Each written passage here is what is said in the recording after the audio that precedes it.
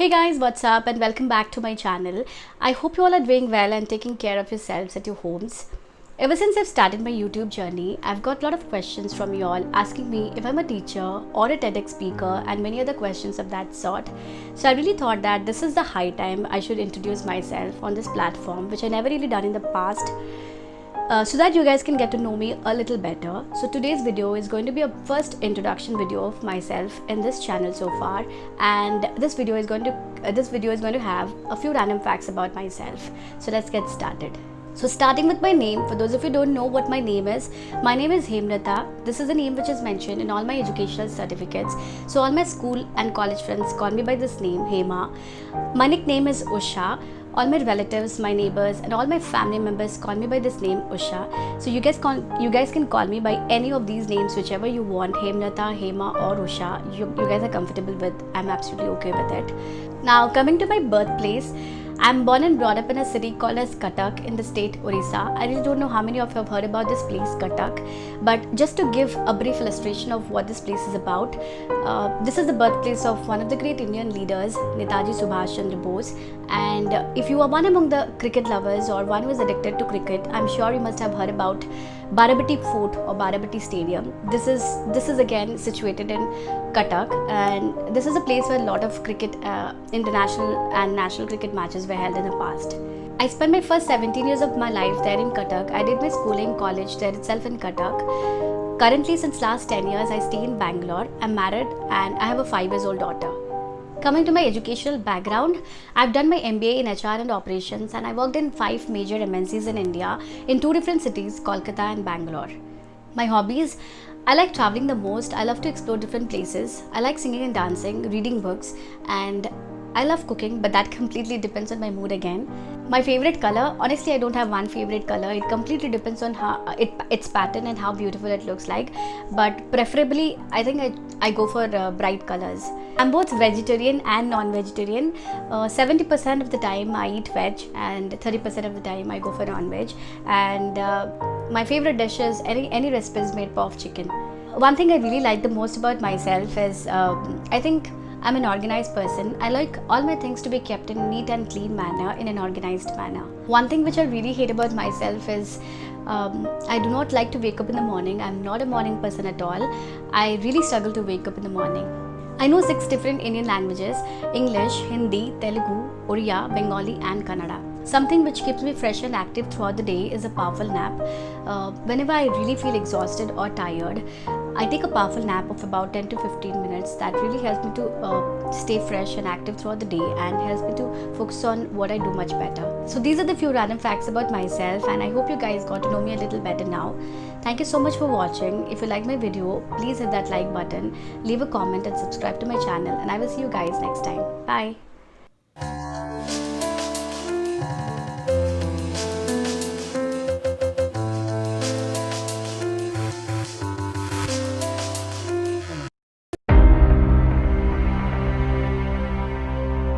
Hey guys, welcome back to my channel. I hope you all are well and keeping safe.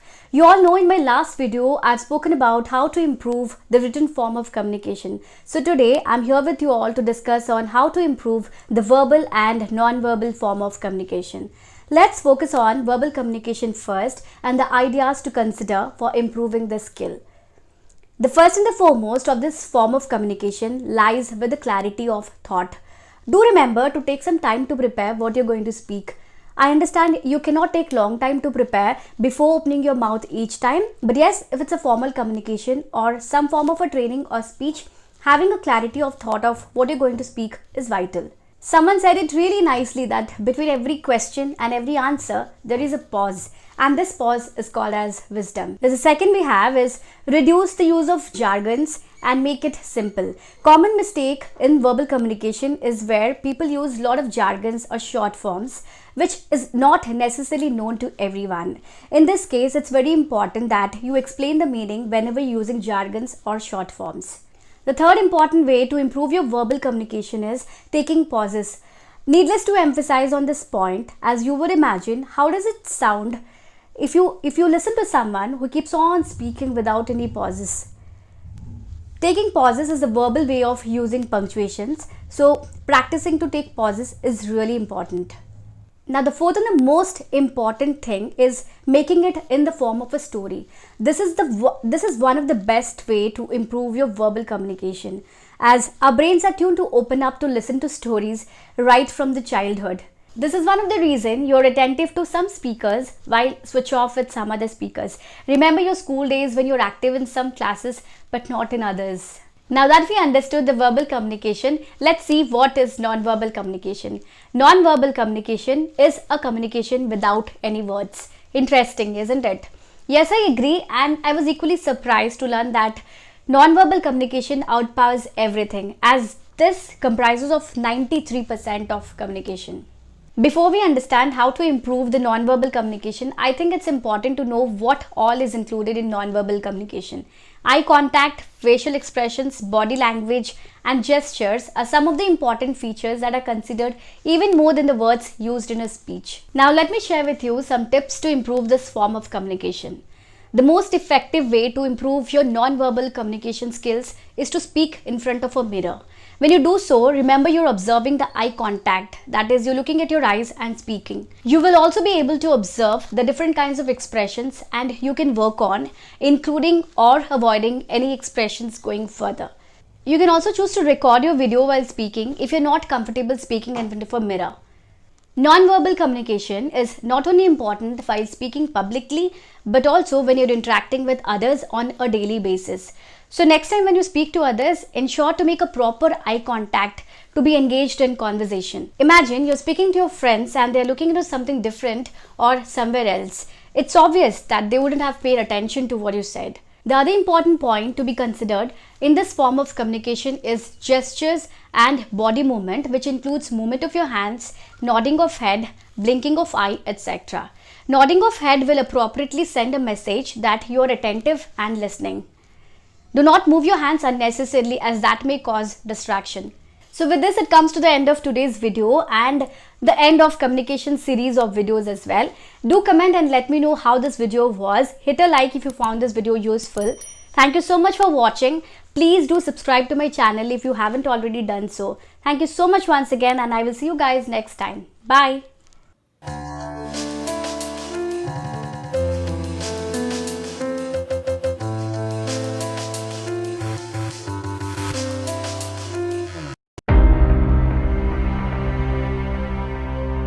Hey guys, what's up? Welcome back to my channel. I hope you're well and keeping safe.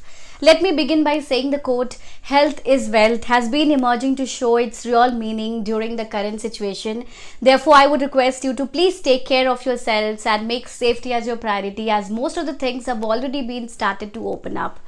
As promised in my previous video when I spoke about the importance of communication, here I am with the topic on how to improve the different forms of communication, that is verbal, written and non-verbal communication. And in case if any one of you have missed to watch out my previous video on what is communication and the importance of communication in today's world, I'll still leave a link to it in the description box below. You guys can go and check it out for your reference.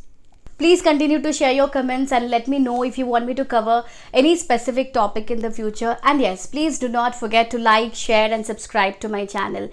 Initially in this video itself, I thought that I'll be talking on how to improve all the three forms of communication, that is verbal, written and non-verbal. But later I realized that the video seems to be much longer than what I really expected. So I thought of dividing the video into two parts. That is, in this video I'll be just talking on how to improve the written form of communication, and in my next video I'll be talking on how to improve the other two forms of communication, that is verbal and non-verbal communication, right? So in this video I'll be just talking on how to improve the written form of communication. So let's get started with today's video on how to improve the written form of communication. First, let's try to simply understand the real meaning of written communication. This is because most often people are in the mindset that using difficult words or complicated words, using long sentences, etc. is the key and essential for written communication. But remember, if you search the internet of all the best-selling books, you will realize almost all of them are written in plain and simple language, which is easy to understand. This means that the key for written communication is not difficult or complicated words, but simple language with an easy grammar. The first comes clarity of thought. If you wonder how is this point even related to the written form of communication, don't be mistaken. This is the most important point to be considered in any form of communication. Before you write anything, stop and think what is the intent of the thing that you're planning to write. For example, if it is a message to someone, you need to think from the receiver perspective on the impact of your message. Or if you're writing a story, you need to understand what is that you're going to convey is really important. Or on the other hand, if you're writing the answers in the exam paper, understand what is that which is given in the question is really important before you start to write your answers. Now the next we have is grammar. The other important point to understand and master is your grammar. What does this mean and what is included under grammar? Correct words, spelling, pronunciation are some of the key things that are included under grammar. It's very important that these are not mistaken, as a wrong usage of this can change the entire meaning of the sentence. This comes with some practices, and there are lots of books and materials available online that helps you to practice and improve your grammatical skills. And if you'd like to understand why this is very important, I'll give you an example. Kill him not, spare him. In this sentence, just a comma can take a life. If you put the comma after him, that is, kill him, not spare him, then the life is gone. It is such important. Change in grammar changes the meaning of the sentence completely. The third way to improve your written form of communication is to avoid long sentences. The main disadvantage of a long sentence that is it loses the importance of a key message. Think of a 5-line single sentence in a book or newspaper. I'm sure you'll hate to read that book. And the last way is by keeping your writing simple. As I began saying, plain and simple English is the best form of written communication. Keep in mind that other person should understand whatever you have written. So that's about today's video on how to improve the written form of communication. I really hope this video was useful to you all, and if you find this video useful, please hit that like button, leave a comment and subscribe to my channel. Thank you so much for watching. I will see you all soon next time in my next video.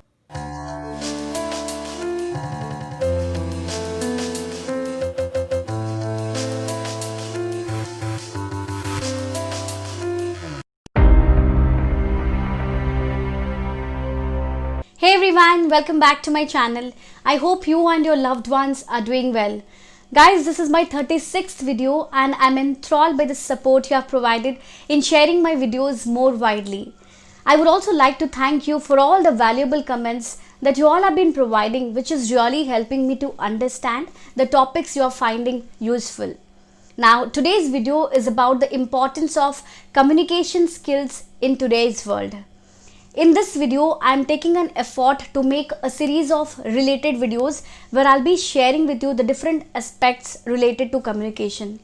This is because I think there is really so much to do with communication that I feel it's better if I could try and not only simplify the importance but also make it more easy to be implemented.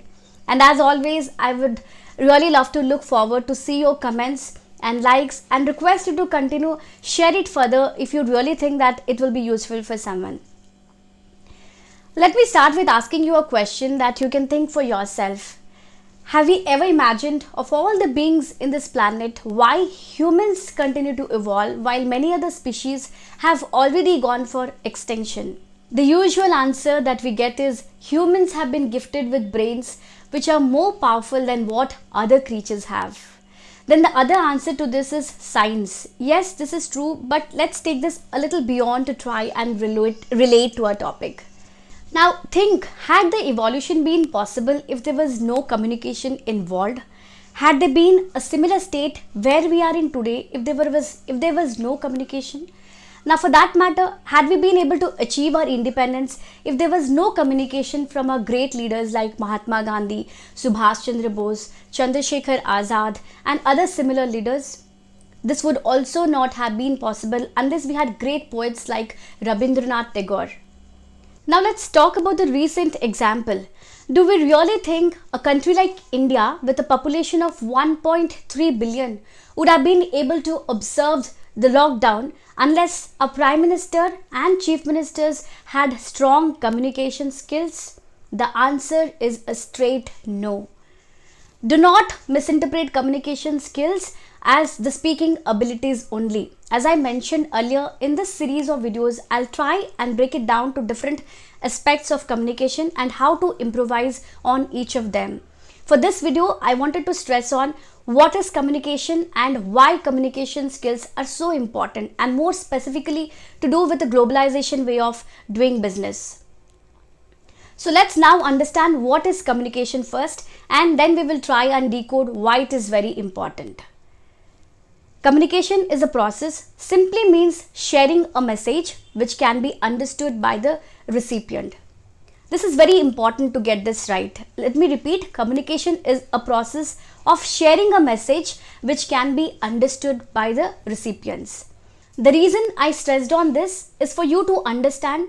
If the recipient was not able to understand what the communication has showed, then there is no value in communication. Imagine if I speak to you in a language which you do not know. Therefore, please remember, to communicate well is to understand and to be understood. Communication can be broadly classified into three main categories: verbal communication, written communication, and non-verbal communication. What is verbal communication? This is a way of communication by the use of different words in a language. This is the most obvious way of communication and is an oral form of communication. For example, speaking to anyone at home, school or office, etc. Similarly, written communication is a way of communicating through writing. It can be physically handwritten or electronically written in form. This form of communication is considered to be more impactful and serves as an evidence to something that has been communicated. Now let's understand non-verbal communication. Now, before I say how important non-verbal communication is in the present era, I would like you to take a guess on how much percentage of the messaging happens through non-verbal communication. It is 93%. Yes, 93% of the physical communication is non-verbal in nature. What is non-verbal communication? This form of communication refers to eye contact, facial expression, body language, and gestures that a person uses in his or her communication. Do you remember when our parents or elders expressing through eyes to scare us?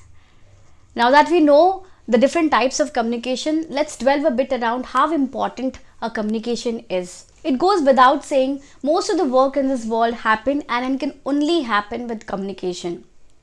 It is communication that is very basis in the field of education. When a teacher tries to teach a student, it is communication that plays a pivotal role.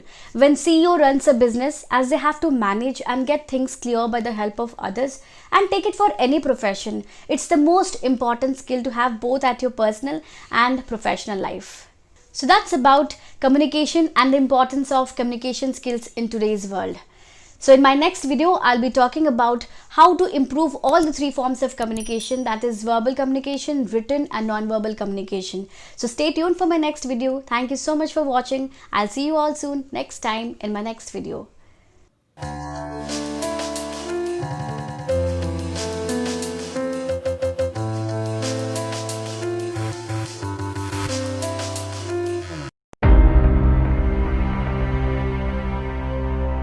Hey guys, welcome back to my channel. This is Hema and you're watching me on ProEd Academy. Today's video is a little different than what I normally do on my channel because every time I provide tips on some or the other topic. So today I've come up with a little interesting one. We'll talk about, or rather we'll discuss about few idioms, their meanings and their example sentences, as in I will show you how to use or relate them during this lockdown. So I really hope you'll enjoy this video, so please watch it right till the end. Now before we directly jump into idioms, let's start by understanding what idioms are and why do you think they are important in English language. Now what are idioms? Idioms are groups of words or phrases that have a hidden meaning which is not clear and is different from its literal meaning. Sometimes we may get confused when we see at the odd phrases that just don't make sense. For example, someone may say it's raining cats and dogs, but when we look up at the sky, we can't see any cats and dogs, but it's only water. which actually means that it's raining heavily. So such kind of phrases which has hidden meaning are called as idioms. But why do you think they're important in English language? So let me first clear you all that there is nothing as such that if you don't know how to use idioms, you will not be able to speak in English well. Idioms are more often or used daily and repeatedly by native English speakers. They just say many things with a few words. So learning idioms helps us to become more fluent and sound more like a native English speaker. Now that we know and understand what idioms are and its importance, now let's discuss few idioms. So the first idiom which I'm going to talk about is a blessing in disguise, which means something that at first seems to be bad or unlucky, but later it turns out to be good or beneficial. For example, expert analysis revealed that the lockdown period is a blessing in disguise for the parents to bond with their children. So here it clearly means that initially lockdown was thought as something not beneficial, but later it turned out to be beneficial because this could be the best time for parents-children bonding. The second idiom which we're talking about is straight from the horse's mouth. Means to hear the information from the right source or authorized person. For example, Prime Minister Narendra Modi said that the world wants to hear straight from the horse's mouth about India's policies and growth potential. So here it clearly means that the world wants to hear the information from the right or authorized source. Now the third idiom is allow the dust to settle or let the dust settle. Means to wait for a situation to be clear or certain, or to allow things to get back to normal after a period of excitement or high level of activity. For example, I know things have been really hectic during this lockdown, but let's all take a break and allow the dust to settle a bit. Now the fourth idiom is leave no stone unturned. Means to do everything you can to achieve your goal or try every possible course of action in order to achieve something. For example, Modi government is leaving no stone unturned to fight against COVID-19 in our country. Now the fifth one is every cloud has a silver lining. I'm sure this is heard by most of you, and this is the most commonly used idiom, which means there is something good in everything that's bad, or it means that you should never feel hopeless because difficult times always leads to better days. For example, she was very upset to be at home during lockdown, but over time, when she could spend a lot of time with her family, she realized that every cloud has a silver lining. Now the last one is grin and bear it. Means to accept a difficult or unpleasant situation without complaining, because you know there is nothing you can do to make things better. For example, there's nothing much we can do to change the COVID-19 crisis. We just have to grin and bear it. So these are the 6 idioms which we have learnt in this video. I really hope you all like this video and found this video as useful. Thank you so much for watching, and I will see you all soon next time in my next video.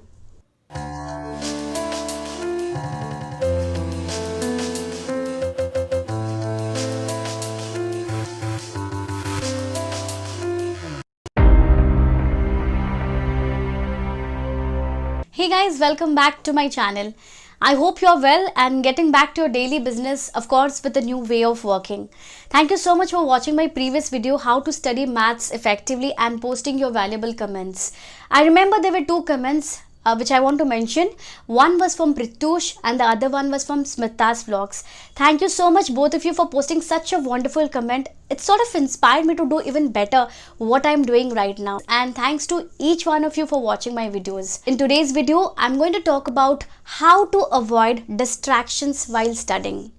This video is for all the students irrespective of whatever class or grade you are in. I hope you'll find this video useful and apply it to practices. To bring this video to you, I have gone through a number of different aspects, spoken to individuals of various spectrum, educationalists, philosophers, writers, and more importantly students themselves, to help make it more relevant and helpful to put it to practices. So please do let me know your feedback or comments by posting in the comment section below. So let's get started with today's video.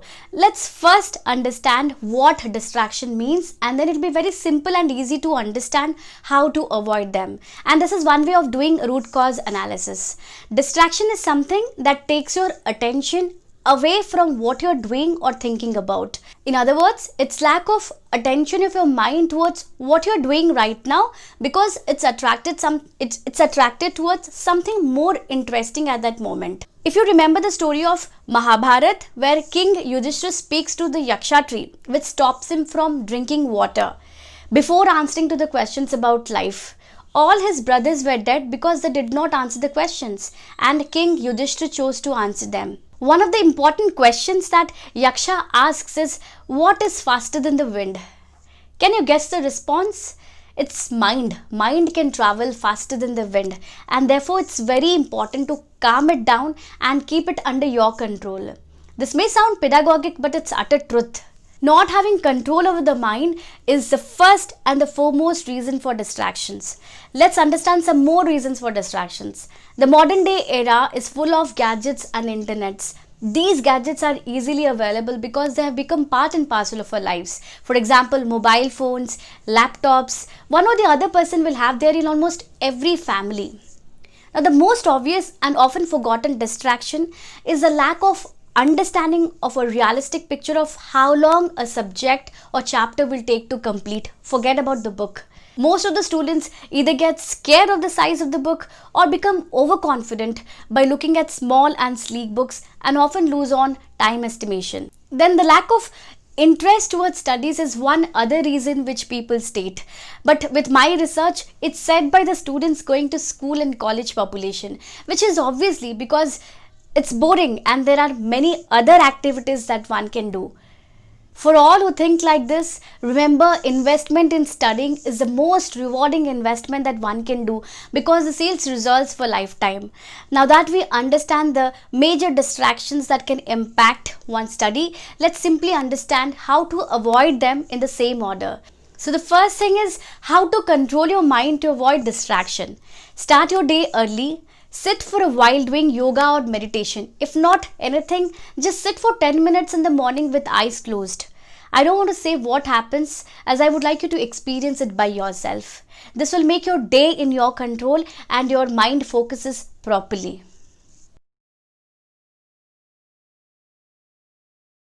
Now the second and the most important thing is how to stop getting distracted from the gadgets. I know it's easier said than done, but switch off your mobile phone for that particular time when you're studying. Even if it's for 1 hour that you're studying, investing all your focus and energy for that 1 hour is enough to yield desired results.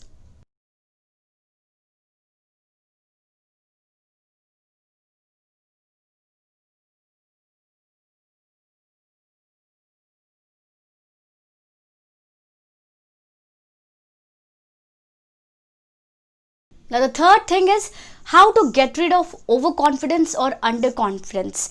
Under time factor, plan your study, which means break down the subject into chapters and assign for yourself a target of how many pages or chapters you're going to complete in a day, in a week, in a month, etc.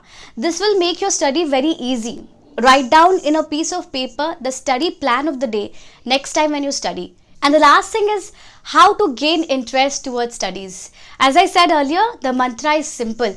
The investment of time and money towards studies is the only investment that yields lifetime results. So please keep this in mind when you're in front of your book next time. So with this, it comes to the end of today's video. I really hope this video provides you with some useful, although not necessarily simple, tips for you to avoid distractions while studying. So thank you so much for watching, and please do know your comments if you want me to come up with videos like this next time relating to studies. So thank you so much for watching. I'll see you all soon next time in my next video.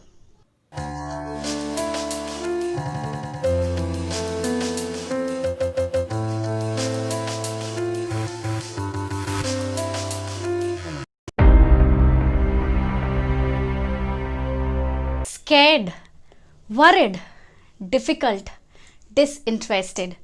These are the terms which comes to most of the students' mind when a topic of discussion about maths comes, right? Except a very few, most of the students hate to study maths and are very weak in it. Everyone says maths is difficult, maths is tough, and because everyone says maths is difficult, it has actually become difficult for most of us before we even try doing it. This is the mindset which we all have developed towards maths as a subject, and before we even try doing it, we all assume that maths is boring and is not easy. Similarly, if we find someone who is strong at maths or find maths as an easy subject, we all consider him or her to be intelligent. So in today's video, I'm going to give you certain tips by following which one can find maths as interesting and easy to do. So the first thing is say no to fear of maths. The first and the foremost thing, change your mindset towards maths.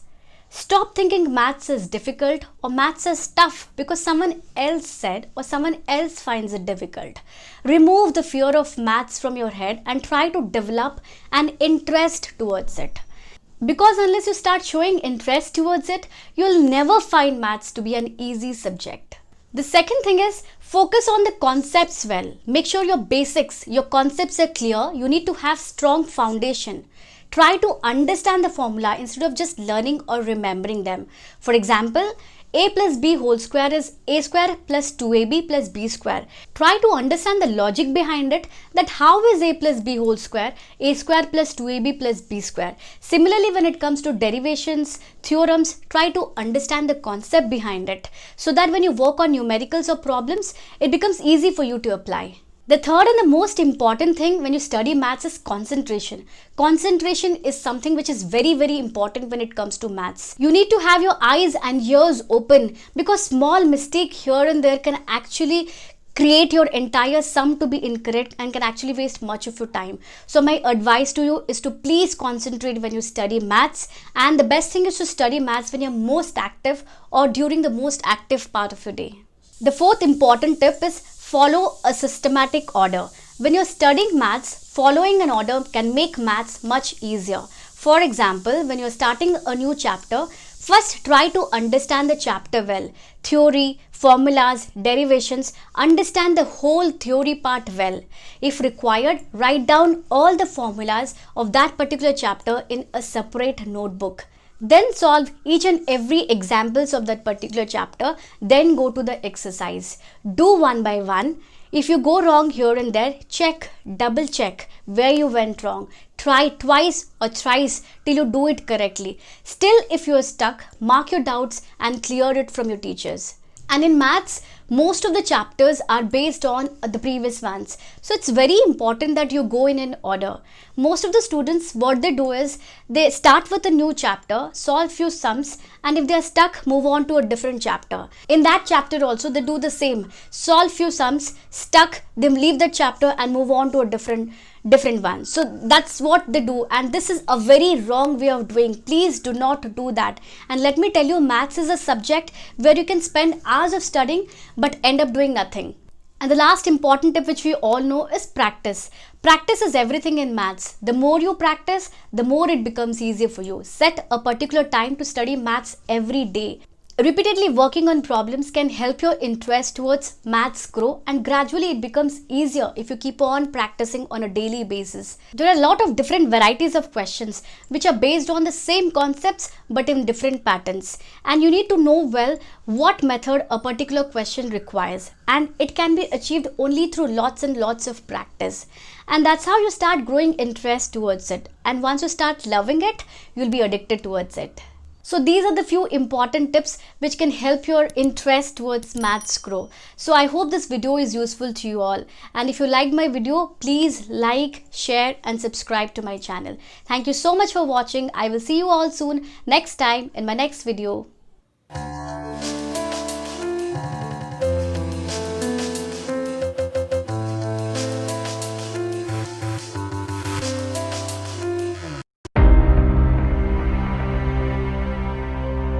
Hey guys, welcome back to my channel. I hope you and your family are well and keeping safe. Thank you so much for watching my previous videos and giving me a very good response for both of them. How to make the best use of lockdown and how to be a superhero while working from home. Now, if any of you have missed to watch it out, I'll leave a link to it in the description box below. You guys can go and check it out. Now, this video is based on the request that has come from many of you. Yes, guys, this is about how to improve your English vocabulary. Vocabulary is considered as the heart of any language, irrespective of whether it is English, Hindi, Telugu, Odia or anything. A great vocabulary is an essential requirement that can make one's communication powerful and more effective thing. A strong vocabulary can help you to turn your thoughts into words and in turn helps you to say exactly what you mean than beating around the bush. It's sometimes mistaken to say developing vocabulary is a difficult and painful process. But I'm a firm believer in thinking nothing is impossible if an activity is backed up by the thoughtful approach and a discipline to achieve it. Now in today's video, I'm going to give you certain tips on how you can improve your English vocabulary from my personal experience.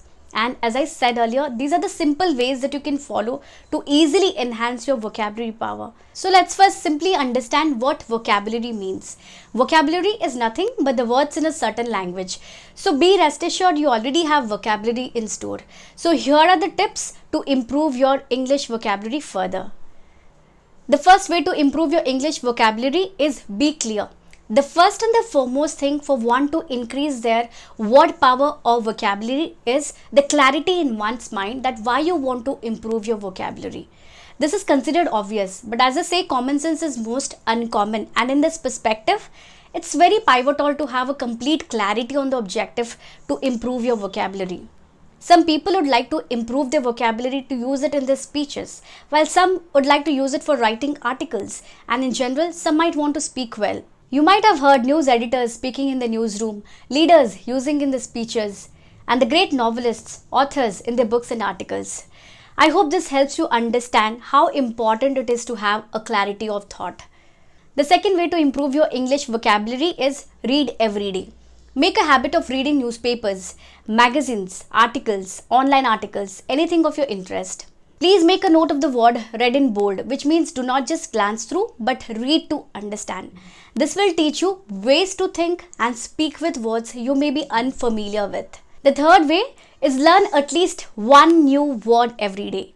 One sounds simple and easy, but try implementing this and you will realize it's easier said than being done.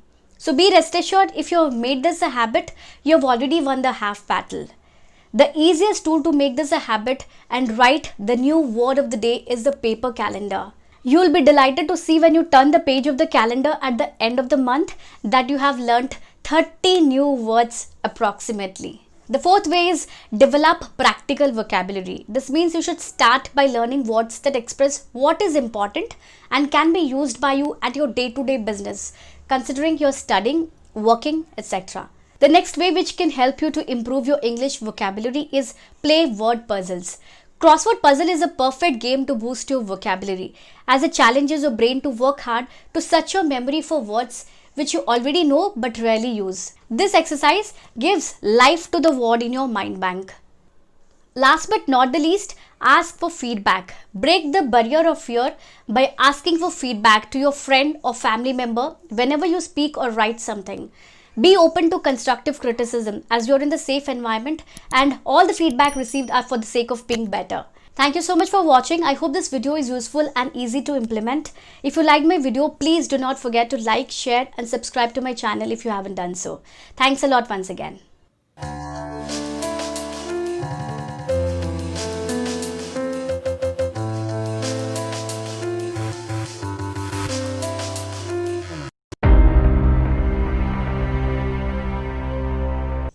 Hey guys, welcome back to my channel. I hope you all are doing fine and enjoying your home quarantine period. COVID-19 has become a serious fear and concern globally, but to protect ourselves and our families from this pandemic, staying at home is the best vaccine. Most of us understand the importance of lockdown and are comfortable staying in home, spending time with their families in some or the other way.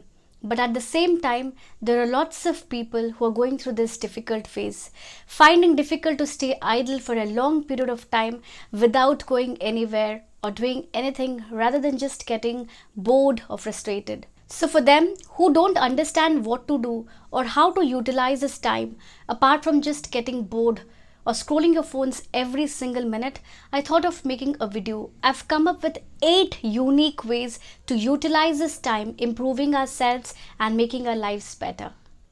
So the first way where you can utilize this time is by doing few minutes of meditation or spend time praying God for few minutes in the evening. Now that we have little more time than usual, practice a daily habit of meditation or spend time praying God for few minutes in the evening, whichever works best for you. Take these moments to feel the gratitude and appreciation for all the good things that's happening in our lives. Doing this actually makes your mind peaceful and helps you to get rid of stress in your lives. The second best way to utilize this time, try to learn a new skill or do a new course online. Maybe we all always wanted to learn something new, but due to our busy schedules, we all might have kept on procrastinating it. So why not make the perfect use of this time to fill in the gaps of your resume by learning a new skill or by learning a new language or by doing a new course online. You'll get a lot of videos on YouTube and you'll get a lot of online courses available on the internet. Now the third way to utilize this time is by reconnecting with family and friends over video calls. We all have our friends, our families, our closed ones who stay in different cities and probably in different countries, and maybe because of our busy schedules or might be due to different time zones, we are not able to get in touch with them frequently. So why not take this opportunity to connect with them over video calls? Now the fourth way is indoor workout or exercise. Now in the times of social distancing where we all are locked in our homes, working out or exercise at home is the best thing one can do to stay fit and healthy. Be it some basic stretching or yoga exercises at home can be highly efficient to keep you active throughout the day. Now the fifth way to utilize this time in improving ourselves is by reading books. Practice a habit of reading books at least for 10 to 15 minutes on a daily basis. Invest this time in reading books of your favorite authors, novels, articles, anything of your choice. And if you don't have good collection of books, you'll get thousands of audiobooks online. You can listen to them while you're doing any other work. Reading books enhances your imagination, expands your vocabulary and knowledge. The sixth way to utilize this time is by decluttering your home. This is the time you should actually think how much of your household stuff you need. Be it your clothes, your kids' clothes, your shoes or your kids' toys. Think, do you really wear all the clothes that are piling up in your wardrobe? Do you really use all the shoes that are occupying dust in the shoe rack?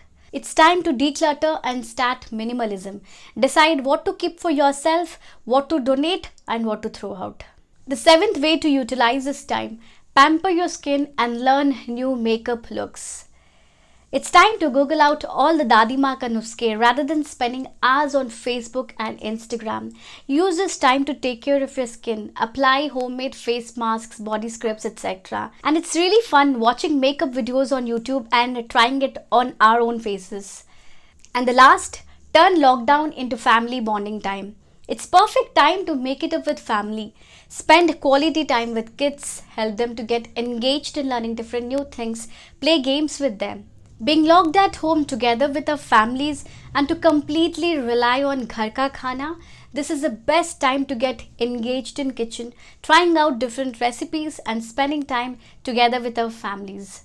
So these are the 8 unique ways to make the best use of this time. Do comment and let me know if you have anything else apart from this which can be beneficial to everyone. Thank you so much for watching. I hope you liked the video. If you liked my video, please do not forget to like, share and subscribe to my channel.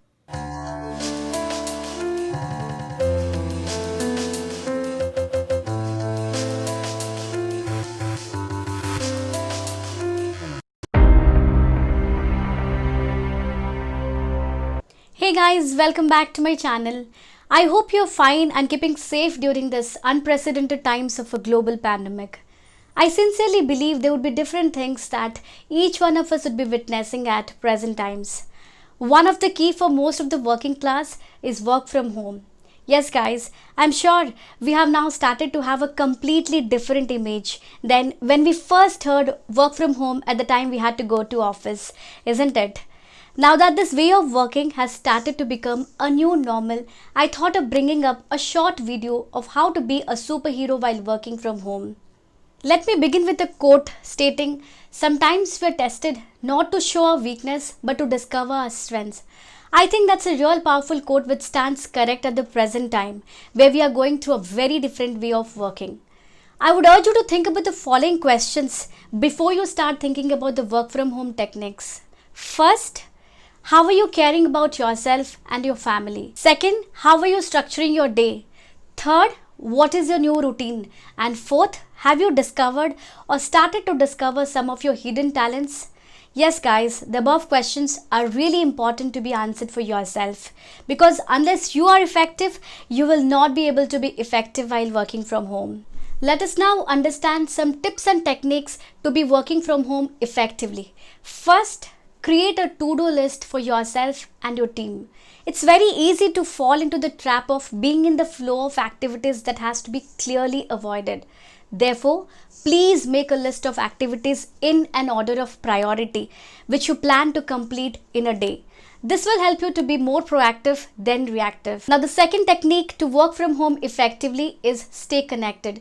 This is really important as each of your team member will be missing the office environment as much as you do.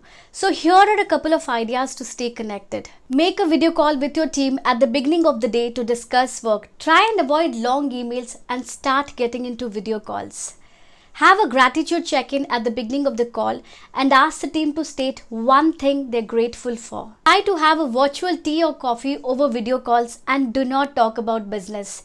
The feeling should be as if you are in your cafeteria. The third and the last technique to work from home effectively is be optimistic. Have you heard necessity is the mother of invention? Do you know every object from bulb to aeroplane was invented during troubled times? Keep the positive hat on every occasion and think, how can you make the best more likely to happen? I hope this video was useful to you all at this present time. Do let me know if you liked my video and do not forget to hit that big thumbs up button if you liked my video. Thank you so much for watching and I will see you all soon next time in my next video.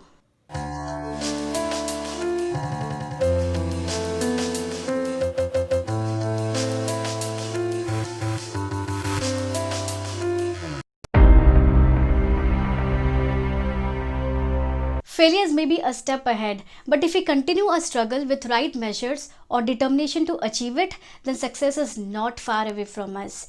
Maybe sooner or later it can be achieved. But if we quit in the middle or in the beginning of the race, then we lose everything in our lives and we term ourselves as losers and deviate to alternative options we have instead of continuing the same. We end up beginning with a new challenge every time once we lose the previous one. Failure has a definition, but in a positive way. Failures are the pillars of success. So keep trying until you succeed the one rather than trying for many. Hey everyone, this is Hema. Today I'm going to share with you a few thoughts on what failure means in life and how to overcome or turn failure into success. Everyone might of us have come through many failures in life, and maybe in some or the other way, we all struggle to overcome the failure to achieve our dreams in life. Today I'm going to share with you, or I would like to share a few key points on how to take failure as a learning and stream it towards success. In fact, failure is a part of life, can be experimentation or can be due to negligence, and here is why failure can be an opportunity to learn. So the first thing is acknowledge and judge your failures. Maybe you're working towards your goals or dreams or your life's ambition. If you fail for the first time, acknowledge it. Start collating the key things and points which made you to fail. I will share one simple methodology by implementing 5 W's. Why, when, where, what and who. Question yourself and analyze the reasons. I'm sure it will give you all the answers. Judge, was it lack of acceptance or competence or you're not getting it right?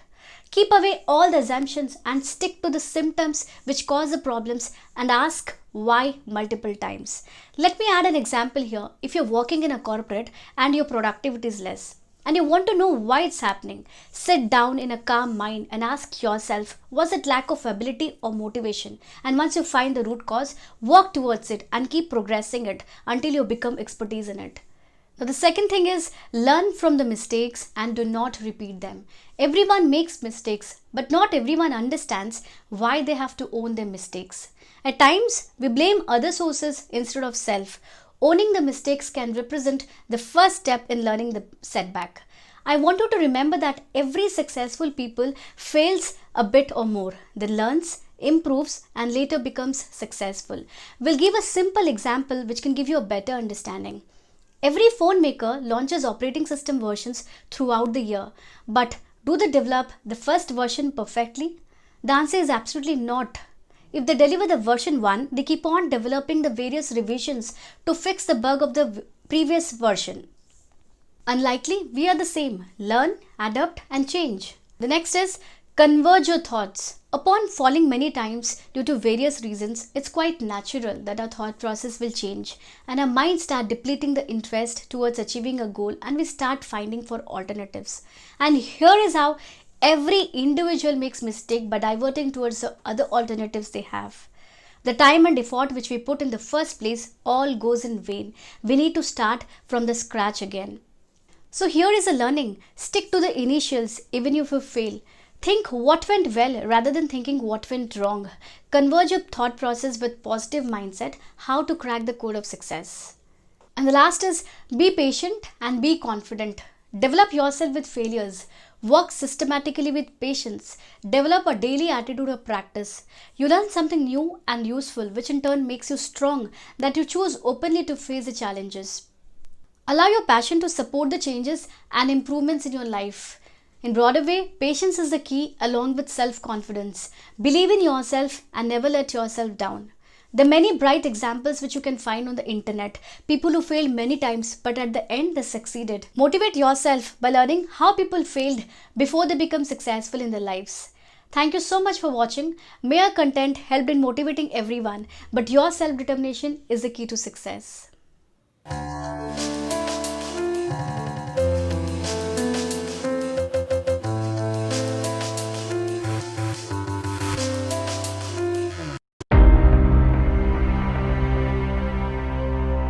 Hey guys, welcome back to my channel. How are you all doing? I hope you all are fine. I hope you all are safe at your homes. This is Hema and you're watching me on Pro Ed Academy. Are you among the students who study most of the time but still struggling to get high marks in exams? Are you an average student who keeps on wondering what a topper in the class does to score high marks in exams? This is the most common question which runs almost in every student's mind. So in today's video, I'm going to talk about those top secrets which a successful student does to score high marks in exams. And these are the very simple tricks which a topper in the class does. First and the foremost, active listening and concentration in the class. This is very, very important. A student needs to pay proper attention to the teacher in the class by listening carefully to what the teacher is saying. Try to understand the topics well and clear your concepts then and there in the class. And if you have any questions, however silly they are, do not hesitate to clear them off, thinking other students in the class would make fun of you. So my first advice to you students is to make sure you understand the subject well in the class itself. The next important thing to score high marks in exams is a student must take an extra effort to take running notes in the class. Generally, teacher gives notes and other important points orally, which is always not possible for every student to remember everything what the teacher says. So taking notes will ensure that you do not miss out on any important information given by the teacher in the class. And every student has their own way of making notes. It can be anything. It can be a pictorial representation. It can be in the form of shortcuts, diagrams, anything. However way, it becomes easier for you to connect what is taught in the class. So taking running notes in the class is an important study tip that will help you to fetch high marks in exams. The third important tip which a topper in the class does to score high marks in exams is by being up to date. Whatever taught in the class today, no matter what, has to be studied the same day.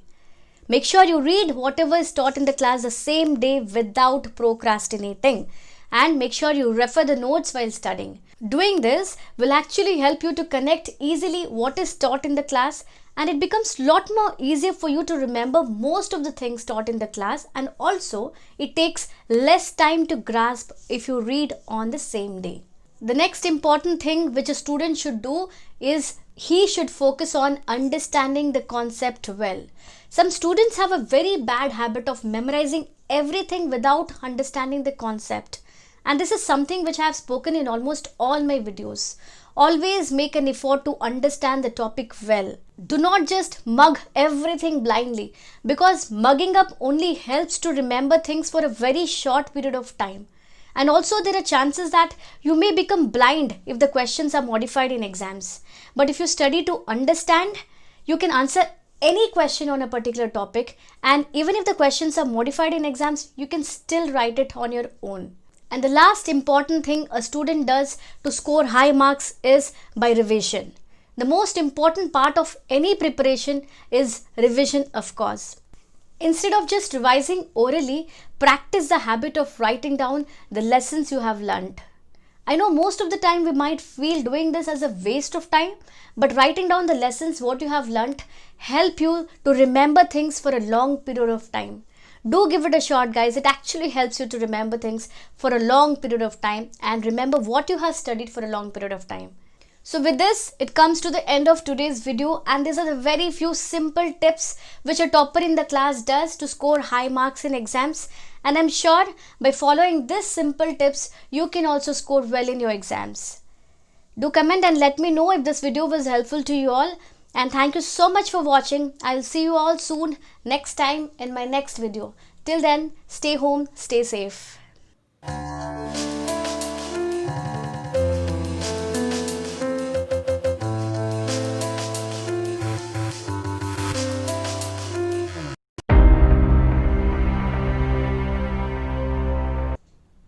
Hey guys, welcome back to my channel. For all the students with boards on their head, the pressure to perform well, sudden nervousness in the environment, and constantly worried about how to escape the anxiety to score well and be able to ace these exams with confidence. Hey everyone, this is Hema and you're watching me on ProEd Academy. In today's video, I'm going to share with you a few important last-minute tips and advices that will help you to remain stress-free and boost your confidence for your board exams. It's very important for you all to understand that you students have worked hard throughout the year just to perform well in your board exams and to come out with flying colors. And to perform well, apart from your preparation, apart from your hard work, it completely depends on the attitude that you carry the day before and the day of your exam. So with this, let's begin with today's video. My first simple advice to you all is to be in a right state of mind. To be in a right state of mind, stay calm and stay relaxed. Eat healthy food, drink lots of water and stay hydrated. Make sure that you sleep for about 6 to 7 hours the day before your exam. Most of the students study whole night and try to cover the entire syllabus in the last day. Do not do that. Just revise all the chapters once which you have already covered before. Don't go for learning new things in the last minute. You'll get confused and start worrying. And once your revision is done, make sure you directly go to bed. Avoid using smartphones. Avoid using social media apps or watching television or talking too much to your friends over the phone. It will distract your flow and ruin your thought process. So just stay calm and stay relaxed.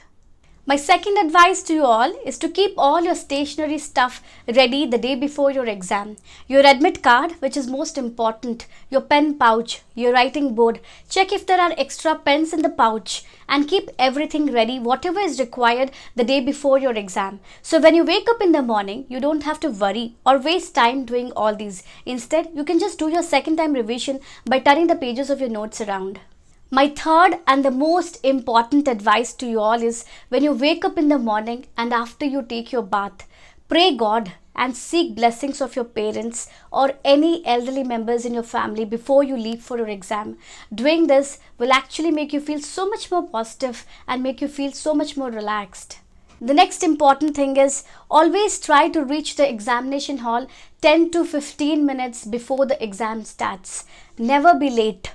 And once you reach the examination hall before the exam starts, don't discuss any topics or any questions with your friends, because if someone mentions about any topic or any content or any questions which you have not studied, then it will increase your anxiety. You will get panic and it may spoil your mood before your exam. Once you receive the question paper, read each and every question twice thoroughly before you start answering them.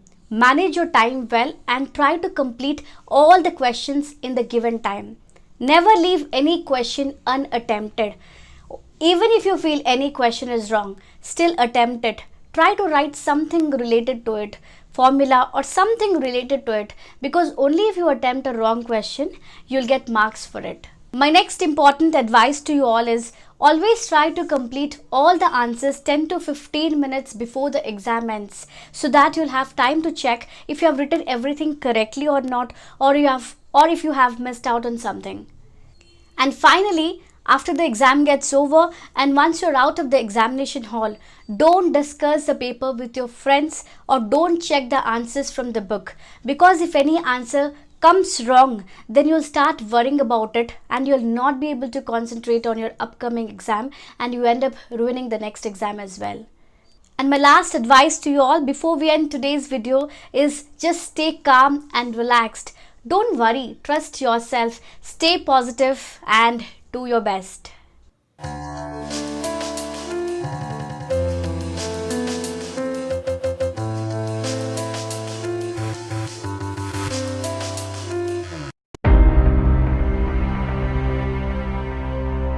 Hey guys, welcome back to my channel. I hope you're all doing really well. Today's video is one of the most requested videos from most of you all. It's been a year now since the time I've been uploading videos on YouTube, and I've got a lot of comments from you all saying that my English is fluent, my pronunciation is good, and you all like the way I speak in English. Thank you so much for all the lovely comments which you guys have been providing and appreciating the way I speak in English. It really means a lot to me.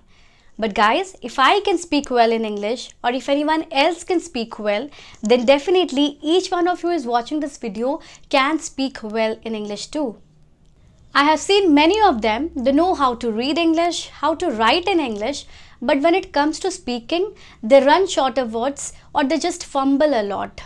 And most of them in our country, even today, they're afraid to speak in English, thinking people will make fun of what they are speaking or they're just afraid of being judged. But trust me guys, if you keep on worrying about what people will think about the way you speak, then definitely you can never improve your English speaking skills. So don't worry, if you make mistakes here and there while speaking, it's okay. It just comes with practice. So guys, in this video, I'll tell you few practical ways a few practical tips which I personally follow to improve my English speaking skills, and it just helped me to a very great extent, and I hope these tips will work for you all as well. The first most important tip is spend time observing English speakers and mimicking them. Let me share with you my experience with you guys. What I used to do was when I was in school, I used to observe how my English teachers used to speak, how they frame the sentences, how they pronounce the words, and I used to observe this style of speaking and I just used to love it. And not just in my school but also in my workplace, I used to observe how my bosses used to speak in English and I wanted myself to speak like them. So what I used to do was, after I come back home, I used to imitate exactly the same way as they did and I tried to copy this style of speaking. Trust me guys, doing this actually helped me to a very great extent in improving my spoken English skills. So my first piece of advice to you all is to spend time observing or listening to English speakers.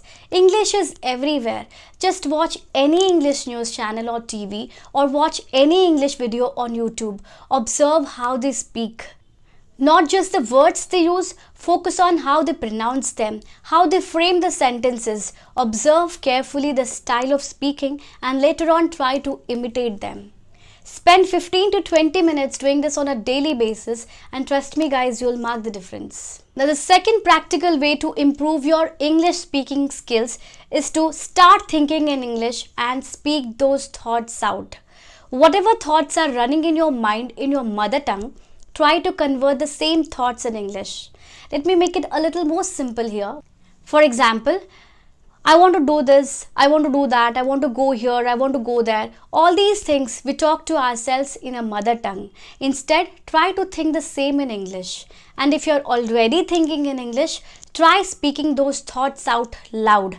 Just the act of speaking out loud will help you become more comfortable speaking in English. Now the third and the last important tip to improve your English speaking skills is by practice and only by practicing. It's rightly said that practice makes a man perfect. Definitely there are no shortcuts to learn English speaking skills. It just comes by practice. Surround yourself with English language. Speak to people. Whenever you get an opportunity, just speak in English. Speak to people. Speak to your friends. Speak to yourself and just speak in English. The more you speak, the more you'll be fluent in speaking English. Let me give you a very good example here. When kids start going to school, I'm talking about English medium school kids, they don't know what the teacher is speaking. They don't understand the language and they can't even speak in English. But gradually they become acquainted with the language, they understand and they speak too. This becomes possible only because they get surrounded with the English language. They observe what the teacher is speaking. They try to understand it and then try to speak in English. So it's only by speaking they learn to speak in English. So here what I want to mention you all is that unless you speak in English, unless you keep speaking in English every time, it becomes actually very difficult or impossible for you to improve your English speaking skills and to improve your English fluency. So these are the few practical ways to improve your English speaking skills, and by following the simple tricks, one can improve their English speaking skills to an extreme level. So give it a shot guys, it's going to definitely help you all. Thank you so much for watching and I hope this video will be useful to you all. And if you liked my video, please hit that like button. And if you haven't yet subscribed to my channel, please do so. Thank you so much for watching and I will see you all soon next time in my next video.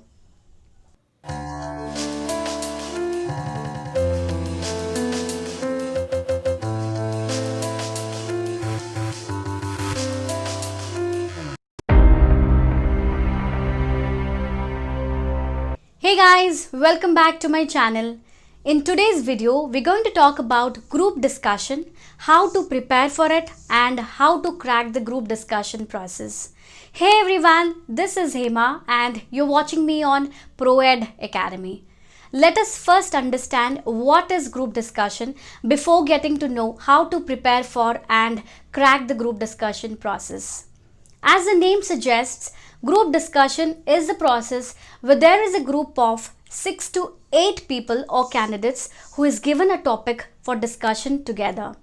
This gives the moderator or the judge to observe various parameters of the candidates when the discussion is on.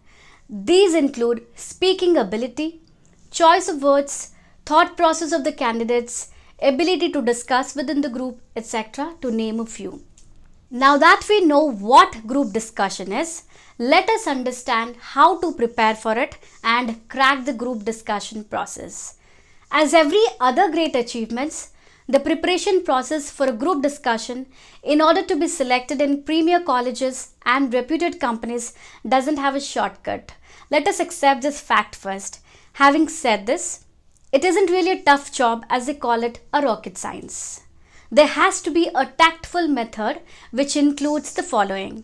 First, know what kind of topics are provided. Second, what is the study material that one should read? And third, what are the skills that you need to develop? Now, what kind of topics usually come? Topics related to current affairs or events that has occurred in the past. For example, demonetization, global warming, brain drain, etc. Topics related to future, for example, India at 2030, or it can be something like will robots replace human jobs, etc. Or it may be any kind of abstract topics. Now, what are abstract topics? Abstract topics are the topics which are not specific or directly related to any point and rather open up thought process. For example, sky is no longer limit, or it can be like life is a dot, etc. Now let's discuss how to prepare for each type of GD topics. For all the topics related to past, present and future, you need to be updated with current affairs and read through articles relating to key topics of significant importance. There's a lot of material available in the internet to go through, and for the purpose of GD, the quantity of study is important as it gives different perspectives. And for abstract topics, as you now know what abstract topics are, the material which you can use includes essay books and internet. Now, what are the key skill sets that you need to develop? The skills that you need to develop for a GD process sound simple but are very powerful. They are reading, listening and speaking. Reading. This is the only way to know about various topics. So the first most powerful skill is reading to prepare for a GD round. And the next is listening. Listening is the most powerful skill in the GD process. This is because you will have a group of people who would speak on the same topic along with you in a stipulated time span. You will therefore need to understand what others are speaking to be able to snatch the point and build on that. And unless you listen carefully, you'll not be able to practice this art. And the last comes speaking. This may sound obvious in a GD process, and yes, it is. Speaking is a really important skill to develop on. This means we need to be careful of many things such as using correct grammar, using right choice of words, speak short and crisp sentences, avoid like, I mean, you know, etc. Needless to say, it comes with practice, and in today's world, you have all sort of devices. So I'll tell you a simple trick. You can use a mobile phone to record when you speak and then listen to it. You'll be surprised how better you can get by using the simple technique of self-evaluation. I hope this video has been informative and will help you in your preparation process.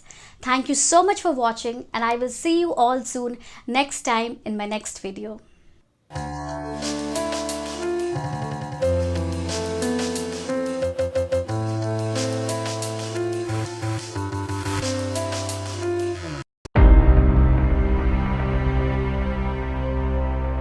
Hey guys, welcome back to my channel. This is Hema and you're watching me on ProEd Academy. In today's video, I'm going to share with you guys few tips to stay fit and healthy. A very old proverb, health is wealth. Why is nutrition so important for every individual to stay fit and healthy? Few decades ago, many crops and veggies were grown with zero or least chemicals and pesticides in natural process which yield high percent of nutrition and were good for health. But now, to meet the dietary needs of the overgrowing population, many crops and veggies and even poultry are grown in an unnatural way by adding chemicals and pesticides, which in turn reduces the nutritional value, and by consuming them, we're prone to deficiency in essential vitamins and minerals, which causes a lot of health issues and even diseases also. Nowadays, even the drinking water also filtered in many stages that it reduces or lacks various minerals essential for a body. To stay fit and healthy, many people try various things, but very few who dedicated towards health or committed towards fitness goals succeed. With the right diet plan and commitment, one can achieve their fitness goals and stay healthy. We have collated few healthy tips which may help every individual to meet the dietary and fitness goals. So the first tip to stay healthy and fit is detoxification. Detoxification is a cleansing or removal of any physiological or medicinal removal of any toxic substances from the human body, which is mainly carried out by the liver. There are various processes or products or drugs available online which shares information about detoxification, but many are unnatural or may not be safe to use it for long-term purpose. After using one of the ancient methodology of preparation for more than 8 years, I thought of sharing with everyone the natural and safe process of detoxing your body. Triphala Ras, a polyherbal preparation which is made up of 3 fruits. You may Google it for more information and know the benefits before using it. I'll also leave a link to it in the description box below. After using various brands, I found Swadeshi Triphala Ras, one of the best in liquid form in terms of quality and efficacy. The second tip to stay fit and healthy is by staying hydrated all the time. Normally, dietitians advise to drink 4 to 8 liters of water every day. It helps in keeping your body hydrated and flushes out all the toxins from the body. To enhance the hydration further, I'll share an easy and best method I follow. Add few slices of cucumber, few cut pieces of lemon and few mint leaves. Add water to it and rest it for 2 to 3 hours. Drink it regularly. This helps in keeping your body hydrated for a long time and also has many benefits like detox, helps in maintaining body weight and anti-aging as well. The next we have is nutrition and supplements. Nowadays, because of the changes in lifestyle and food we consume lacks nutrition in different age groups. The best way to fulfill is to intake protein and multivitamins. Nutrition consists of essential vitamins, minerals and protein intake. It may be in the form of milk, meat, food, poultry and even supplements. As per nutritionist, amount of protein required for every individual on a daily basis is 1 gram of protein per pound of body weight. The best and the natural way is to intake of all nutrition in veggie form. I would like to share my protein intake plan with you guys. I opt whey protein isolate which gives me 27 grams of protein per scoop. My preferable brand is Real Whey Isolate Protein which contains digestive enzymes and free from cholesterol, bloating and sugar. The natural green veggie multivitamin I prefer is Himalayan Organics Vegetarian and Whole Food Multivitamins. It keeps me energized whole day. The next and the most important tip to stay fit and healthy is having a sound sleep. Few studies says that we burn calories when we have sound sleep. Imagine how important it is to have a sound sleep for about 7 to 8 hours daily. Newborn babies sleep for about 14 to 17 hours, infants for about 12 to 15 hours, teenagers for 8 to 10 hours, adults for 7 to 9 hours, and people beyond 65 years plus sleep for about 7 to 8 hours daily. Sound sleep reduces stress, depression and improves memory, mental health and helps live longer. Sleep timing needs to be consistent to get sound sleep. Sleep early and wake up early. Sleeping within 9 pm to 10 pm and waking up around 4 am or 5 am is highly beneficial to lead a healthy life. The last important step to stay fit and healthy is workout and training. The most important of all is workout. To stay fit and healthy, every individual should work out at least 60 minutes in gym or brisk walk for about 30 minutes. Just running or jogging for about 20 minutes daily can increase cardiovascular fitness, strengthen bones and muscles, and burns excess fat than spending hours in gym. To get more efficacy, try intake of protein before or after workout or intensive training. Workout along with proper diet and rest, one can lead a fit, healthy and long lifespan.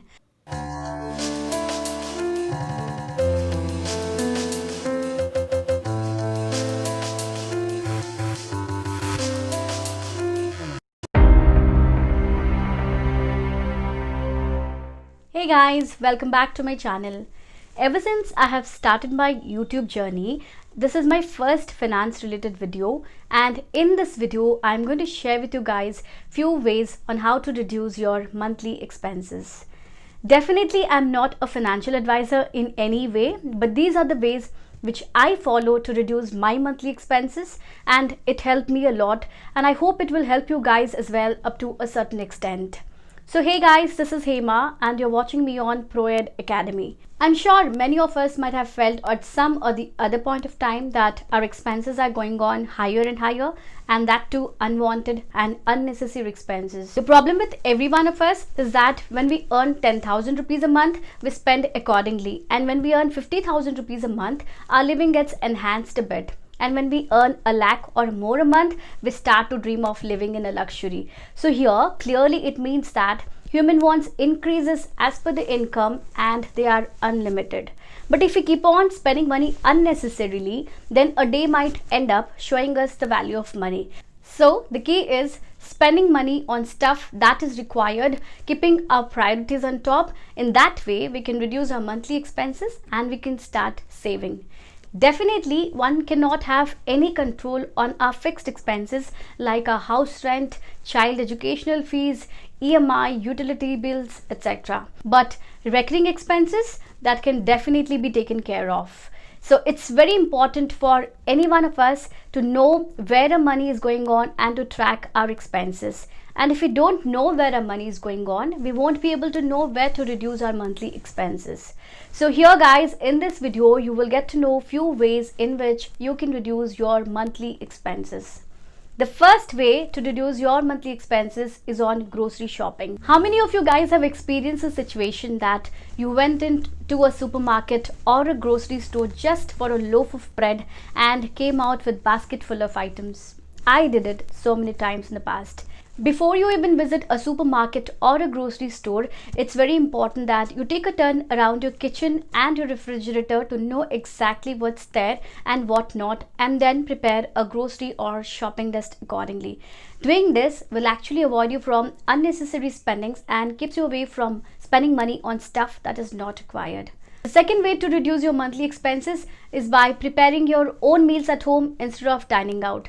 I know dining out is one of the best way to spend time with family and friends, but if it is on an occasional basis, then this is not to be considered at all. But if it is something which is very frequent and very often, then this has to be considered very seriously. We all know restaurant food is much more expensive than home cooked meals. If you guys been following my channel for quite some time now, then you guys know well that I've already spoken about it in one of my videos. Anyways, carrying your lunch boxes to work and preparing your own meals at home as often as possible can be a great way to reduce your monthly expenses by huge. The third and the most important way to reduce your monthly expenses is by limiting your credit card usage. It's very important for anyone to know how to use a credit card wisely, its advantages and its disadvantages before you even apply for a credit card. If you have a good control on your credit card usage, it can be very beneficial at the time of emergencies. But most of the times it's just like blowing your budget, because it actually gives an opportunity to spend money which we don't even have, and that actually becomes a huge financial burden at the time of bill payments. The fourth way to reduce your monthly expenses is on clothing and fashion. Knowing how to spend less on clothes can be a great way to reduce your monthly expenses. One of the first things which can be taken care is to eliminate online clothing shopping entirely, which can be done just from the comfort of a home. This actually attracts you to buy clothes that we don't even need. And especially we ladies or girls are such that we own a lot of clothes but have nothing to wear. I would advise you not to buy clothes unless you really need them just because they're on sale. If you keep on buying clothes just for the fantasies of our lives, then in reality, then you end up wearing a lot of clothes but have nothing to wear. And the last way to reduce your monthly expenses is by simplifying your beauty routine. Cutting back on beauty products and doing a basic skincare at home by following DIY skincare or beauty videos on YouTube, which requires basic ingredients like sugar, yogurt, curd, honey, etc., can be a great way to reduce your monthly expenses by huge. For your hair removal needs, you can use a razor or a hair removal cream, or even you can keep a waxing kit at home which can be just used several times instead of just spending money on parlors every now and then. And most importantly, keeping your body hydrated all the time, and if you can take good care of your skin by eating right and healthy and having a sound sleep, can be much more effective in keeping your skin healthy and glowing than any beauty parlors or any beauty products in this world. With this, it comes to the end of today's video, and I hope the ways which I spoke about will be a little helpful in reducing your monthly expenses. Thank you so much for watching, and I hope you like the video. And if you like the video, please do not forget to hit that big thumbs up button. Please share, comment and subscribe to my channel. Thank you so much for watching once again. I will see you all soon in my next video. Bye.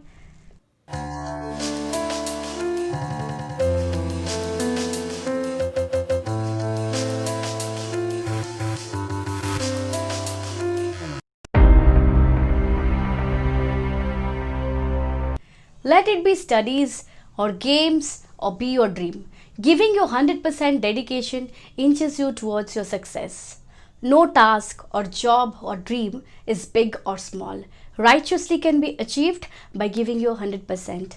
Hey everyone, this is Hema and I'm going to share a different source of inspiration from one of the ancient Indian religious mythology and one of the greatest and the oldest epics of humanity, the Ramayana. Prince Rama exiled with his brother Lakshman for 14 years on a mission to Sri Lanka to rescue his wife Sita, kidnapped by the demon king Ravan. When the bridge to Sri Lanka was built, a squirrel thinks that it should help Rama to achieve his end. It rolls down in the sand and gets rid of the sand on the bridge under construction. Knowing this, Rama blesses squirrel for its devotion and draws 3 lines on its back with his fingers. So, the 3 white lines on the back of the squirrels are supposed to have come into existence this way. So, this piece stands out for its message on contribution and devotion. The spirit of devotion to anything is far greater than its size. No contribution is insignificant or small. This is a lesson in giving your 100%, a squirrel parable. So let's see what are the ways in which it can help you in giving your 100%. The first and the foremost is self-trust. The biggest motivating factor in anyone is self-trust. Believe in yourself that you can do it. Always be positive. Staying focused on your aim inches towards your success and dream. Make hurdles part of your journey. It will teach you how to succeed in every step of failure. There is a famous quote, "Failures are the pillars of success." Old but very true. At times, people blame their fate. Why it's just happening with me only. In fact, these are the conveyor for the next phase and indicates you to put more efforts to achieve it. Most success people have been through tough situations which we don't know. One proverb can explain you more. First, the world disregards you. Once you succeed, it admires you. The second important way which can help you in giving your 100% is risk versus reward. There's always a risk in taking any chance, and when you utilize that chance with commitment and devotion, it will equally reward you by success. It's widely said that no risk, no gain. And the most popular scientific law of universe which everyone might have read in their early education, Newton's third law. For every action, there is an equal and opposite reaction. With righteous knowledge and preparedness, risk-taking aspect can be rewarded. Third, we have leveraging strengths. Define your strengths and take maximum advantage out of it. Invest in your strength and make more viable. These are the stepping stone of your success. The more you leverage your strengths, the more robust you become in overcoming a stumbling block. The next way in giving you 100% is finding opportunities. It's widely said that opportunity knocks the door once. Next may be the best or worst. Never leave any stone unturned. Try all possibilities to succeed. Wait for your turn and give your 100% when you get the opportunity at the right time. The next we have learn from your battles. One can succeed only by learning from the past experience and adapting to changes. If success would have been effortless or like a piece of cake, then everyone on this planet would have manifested it. Learn from your mistakes and ensure that's never repeated again. Lastly, never give up. The most challenging factor of all, never give up. At times, you may find yourself in a tough situation when no one will be there behind to escort you. Never break down and disown your goals or dreams. The moment you want to rise, your self-trust, strength, the abilities, battle of failures, and the changes you are adapted to achieve your goals, and giving you 100% will be extending a helping hand towards your success. So this comes to the end of today's video, and I hope this video helps you a little in giving you 100% and achieving goals. So thanks for watching, and I will see you all soon in my next video. Bye.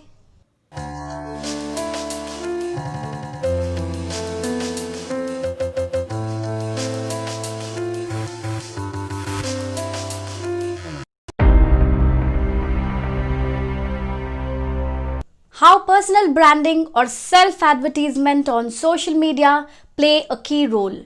We all know social media is the key to achieve fame, success that turns into financial gains and popularity. But are we implementing in a right way and targeting our audience on top social media platforms?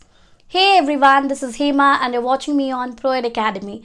I'm going to share with you a few interesting tips for personal branding on social media.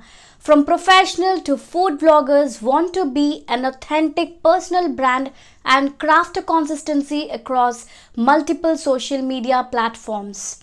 Let's see how this can be achieved. The first thing, know yourself. The first and the foremost, you should know what you're doing good at. In one phrase, you should know yourself, your strengths and abilities.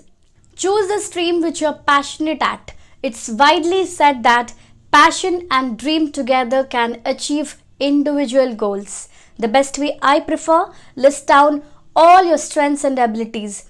Pick the one which you are interested in, challenging it. Second, we have viewers engagement and content crafting. People say that content is king. They're right. Viewers want to find a key message and moral in every content.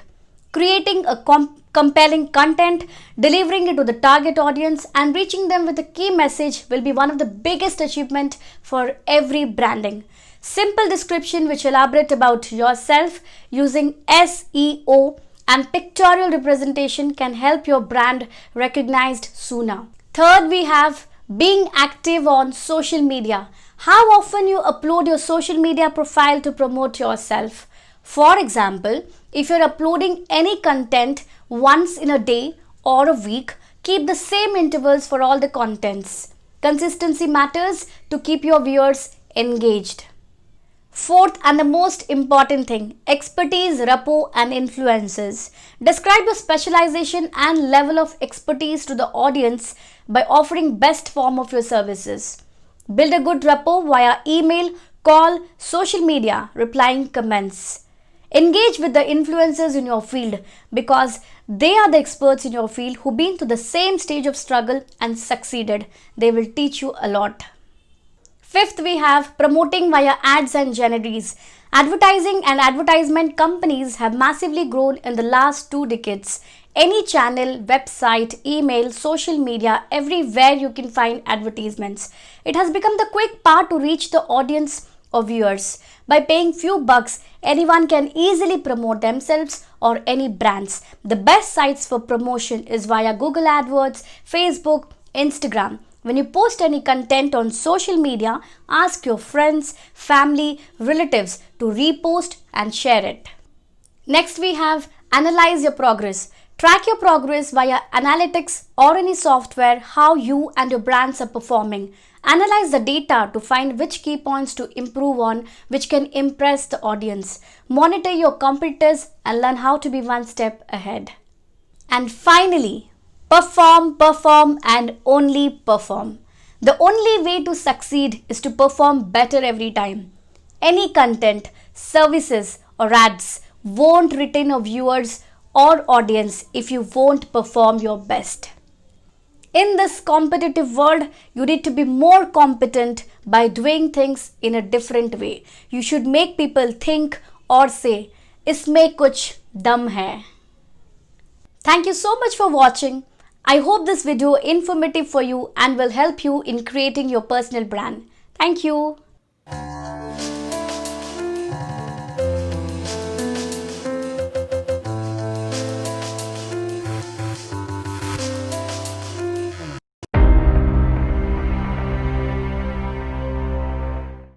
Hey guys, welcome back to my channel.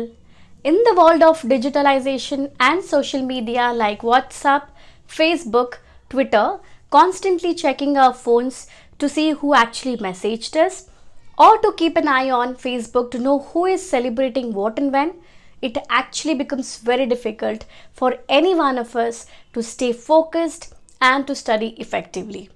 Hey guys, this is Hema and you're watching me on ProEd Academy. In this video, we're going to talk about effective studying and the ways and techniques which will help you to study effectively. Most of us take studies as a daily routine and a big hassle. Instead, we should take it as an opportunity to learn and gain knowledge. Effective studying is not studying longer but studying smarter. It doesn't really matter how much time we are sitting in front of the book, but what actually it matters is how much we are grasping out of it. Sometimes we won't be in a mood to study, but we just force ourselves to sit in front of the book, which is actually not a right thing and is absolute waste of time. In order to study effectively, one needs to be in a right state of mind and absolute focus is required to study effectively. So let's see what are the ways and techniques which will help you to study effectively. The first thing is creating a study planner. When it comes to studying, many people, they don't even know what to study. They just pick anything. They just get confused looking at so many books around. They just pick anything and they sit for studying, which is actually a waste of time. Just for the sake of studying, they just study, which is absolute waste of time. So it's very important that you should create a study planner. Doing this which actually make you more organized. For example, let's say today is Thursday, and if you decided that you're going to study 4 hours, that is from 5 o'clock in the evening till 9 o'clock in the night. That means you have to plan in such a way that 5 to 7 is when I'm going to study physics and 7 to 9 is when I'm going to study bio. And it's also important that you should plan what topic in physics and what topic in bio you have to cover. So that is really important. Trust me guys, doing this will make you much more organized and you really do not have to waste time thinking what and which topic you have to cover. And the next important thing is get all what you want. Now that you have planned what you have to study and you know what to study, it's really important that you get your books, notebooks, everything, all the subject materials which are required to study so that you really do not have to get up again and again, which avoids you from getting distracted. The third thing is choosing an environment with minimal distractions. This is very important. It's really important that you choose a study area where there is no background noise and you make sure that you keep your phone switched off, at least in silent mode, and also keep your parents or anyone in your family informed that you're going to study for next 4 hours. No matter what, nobody should disturb you for the next 4 hours.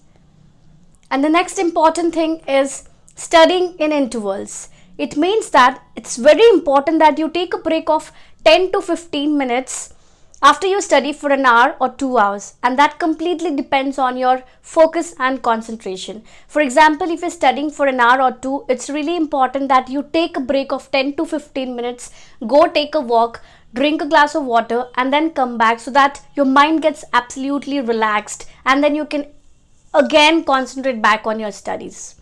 And also you can try sometimes taking a powerful nap. Sometimes when you feel really exhausted, you can try this. Taking a powerful nap for about 10 to 15 minutes really helps you. Your mind gets again refreshed and it will keep your body recharged, and again you can just go ahead and concentrate back on your studies. It was actually helping me and I am sure that it will help many of you as well. Give it a shot. Taking a powerful nap will really help you in concentrating on your studies. The next we have highlighting important things and rewriting your own notes. When you're studying, make sure that whatever you're studying, for example, you're covering this topic, make sure whatever you feel that it is important, highlight it with a colored marker and keep a notebook beside you. Write your notes with your own words so that next time when you study the same topic, it becomes much more easier for you. Trust me guys, doing this will really help you during the time of examination because you have notes ready and you have important things highlighted with the colored marker. So it really becomes easier for you during the time of examinations. The last thing is reviewing and repeating. Now that you have covered the entire topic, make sure that you close the book and summarize it with your own words. Doing this will actually help you to understand it will help you to know if you have understood the entire topic well.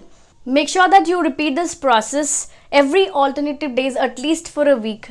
Trust me then guys, you will really not forget and the topic gets printed in your mind. So these are the ways which will help you to study effectively. And before we end today's video, I want to talk about one research proven technique which will help you to study effectively. That is, work accomplished equal to intensity of focus into time spent. I'll repeat, work accomplished equal to intensity of focus required into time spent.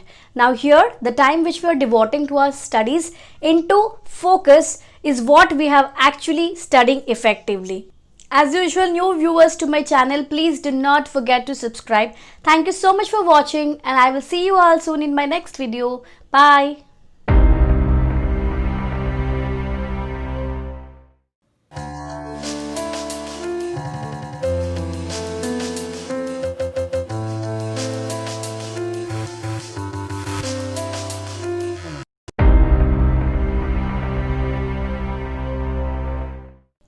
Hey guys, welcome back to my channel. This is Hema and you're watching me on ProEd Academy. In today's video, I'm going to talk about how you can make your kids do their homework easily. Honestly guys, I have not prepared anything for today's video because I'm going to share my experience as to how I make my daughter do her homework easily, and for this I really did not feel that I need any kind of preparation. So let's begin. Let me share with you how I make my daughter do her homework easily. So she's just 3.5 years old and this is the year which she started going to school. It's been nearly 2 months that she started going to school, and she comes back from school at 12 o'clock in the noon, and that's when I make her to feed something. She plays for some time and then at 1:30 is when she goes to sleep. At that time, I just make sure that I'll keep her informed that after you wake up in the evening, it's when you will have to do her homework. And you parents also, please keep your kids informed that this is the time when you're going to do your homework, and that's when they will get ready for it, and that's when they make up their mind that this is the time when I have to do my homework. That's what I do, and that really helps. So as soon as she gets up in the evening at 4 o'clock, I have to give her whatever I have to give, like a glass of milk. Then she gets up ready, and that's the time when I will make her to sit to do her homework. When I make her to do her homework, the first piece of advice you parents should really remember is that please do not give an eraser or a sharpener to your kid. What I do is I just give a notebook where she is supposed to do her homework and a pencil. When you give an eraser or a sharpener, then knowingly what they do is just write something. Kids have a very bad habit of playing with the pencil and eraser. They keep on rubbing and they keep on writing something which is really not needed, and that really irritates you and it distracts the kid's mind as well. So please do not, the first piece of advice, please do not give an eraser or sharpener to the kids when they do the homework. Now, making kids do the homework really needs a lot of patience, and make sure that you make them to sit and do the homework in a particular time on a daily basis. It's not that today you're going to make them sit at 5 o'clock in the evening and tomorrow you'll ask them to do it as soon as kids come from school, you'll ask them to do the homework. That's not a right thing. Please make sure that you maintain a particular time on a daily basis. In that way, what happens is that they will really get used to with that particular timing, and after a week or 10 days, they will get to know themselves that okay, fine, this is the time when I really need to do my homework. So that really helps you. And that really helps kids in doing their homework as well. Now, when I make her to sit and do her homework, I will encourage her to write your homework. Please complete your homework fast so that we will go to park or we will go roam somewhere. So that is how I create, an urge in completing a homework. That really helps again. because again I'll cheer her up, to I'll clap hands sometimes, and I will tell her, write fast baby, write neatly, complete your homework, you're a good girl, you know everything. These are the kind of positive words which I throw her that really motivates her to complete her homework. And the moment she writes A, she claps herself and she jumps. Then I said, yeah, you have written nicely and you can write down properly. That's how I keep on motivating her. I'll sit beside her and I'll keep motivating, and then she jumps and writes B again.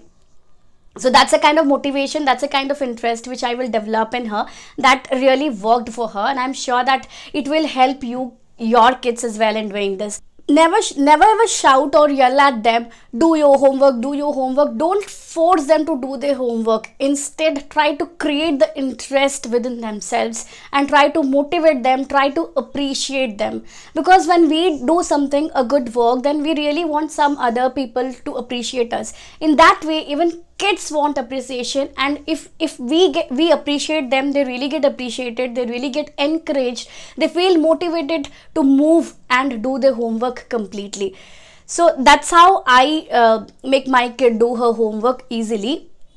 And sometimes I tell that, okay, I'll take you to park, complete fast, and as soon as she completes the homework, I'll take her to park and I'll tell her that, see, as mama has promised you that after you complete your homework, I'll take you to park. That's what I did. I have brought you to the park. It does not mean that this is this is a trick which I follow on a daily basis. So this is how I make her to do her homework easily. And yes, I will tell her that I will take here and there sometimes, and I'll give you this, I'll give you that.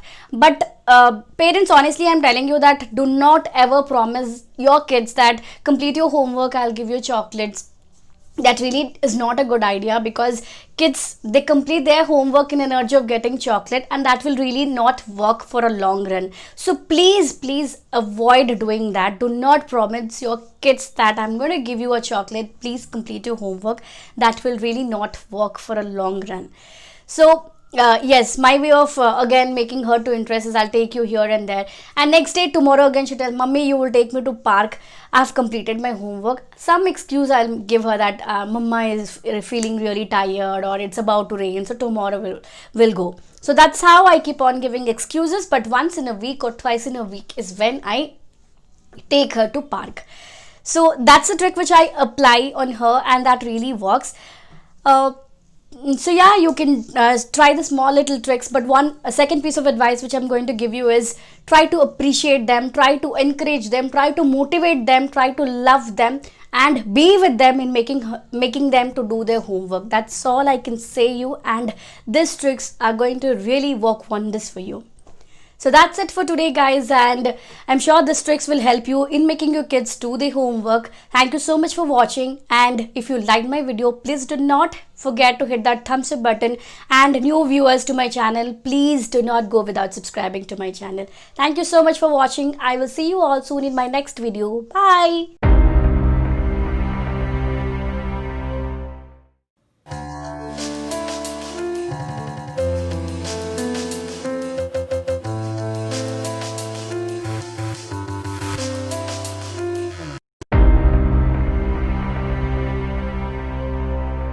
Hello everyone, welcome back to my channel.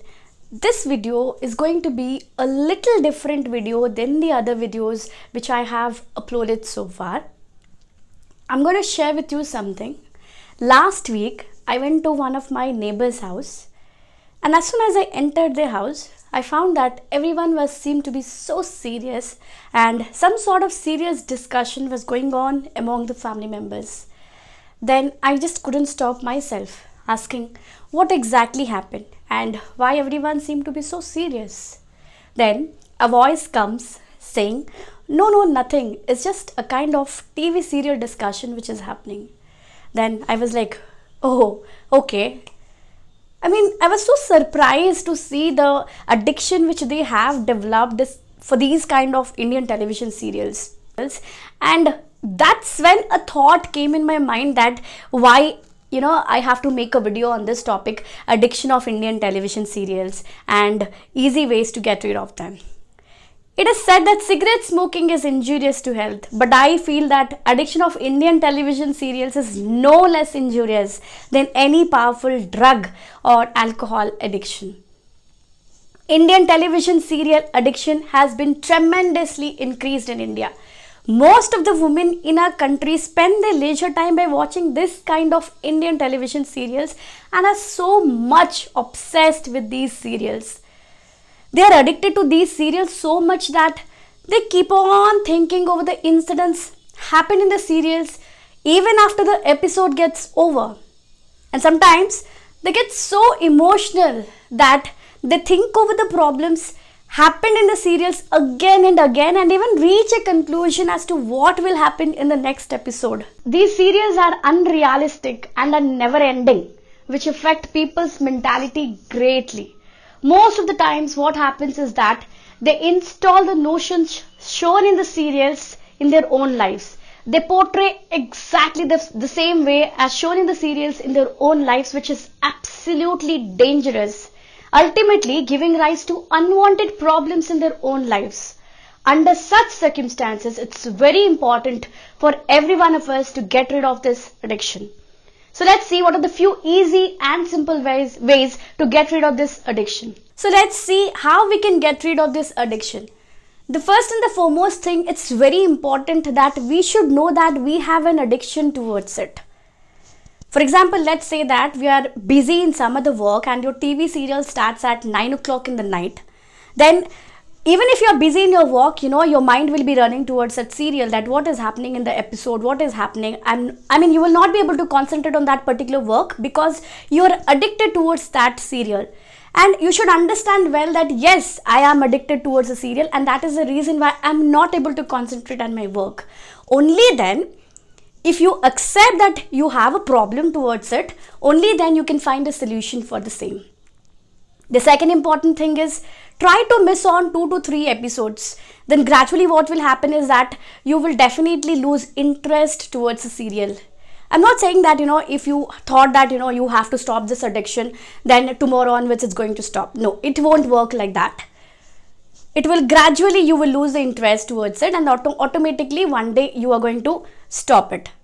And the second way where you can definitely go ahead and try to get rid of this addiction is you try to, miss out on 2 to 3 episodes. Then what happens is you will automatically lose interest on the serial. I'm not saying that if you have decided today that you will stop watching serial from tomorrow onwards, then automatically you'll stop from tomorrow onwards. It will not happen like that.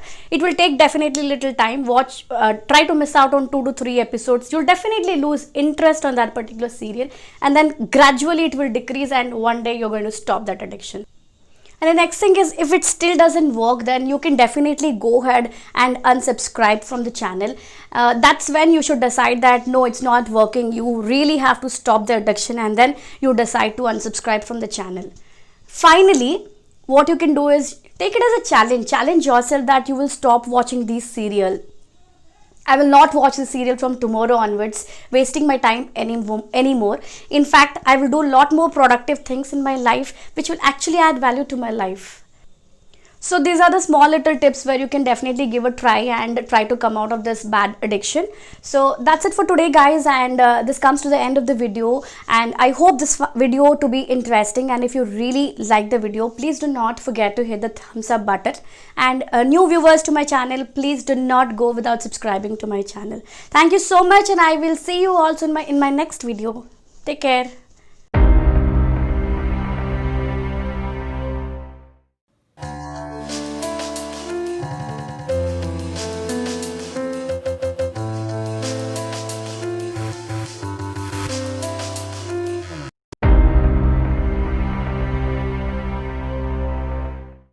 Hey guys, welcome back to my channel. In today's video, we'll talk about different job options available for stay-at-home moms beyond 9 to 5 career. Now when I say stay-at-home moms, I mean moms just like me who are highly educated, highly qualified, have experience, but due to some reason they're not able to get back to work, have to stay back at home, take responsibility of the family, along with it look for some kind of part-time work from home job simultaneously. It was Never been easy for me to decide whether to stay back at home or to get back to work after my baby arrived. It was never easy being a mom handling full-time job with a family life. Both the paths were actually difficult for me, and for me to take this decision, I was forced to think long and hard about the benefits and the consequences of both staying back at home and getting back to work.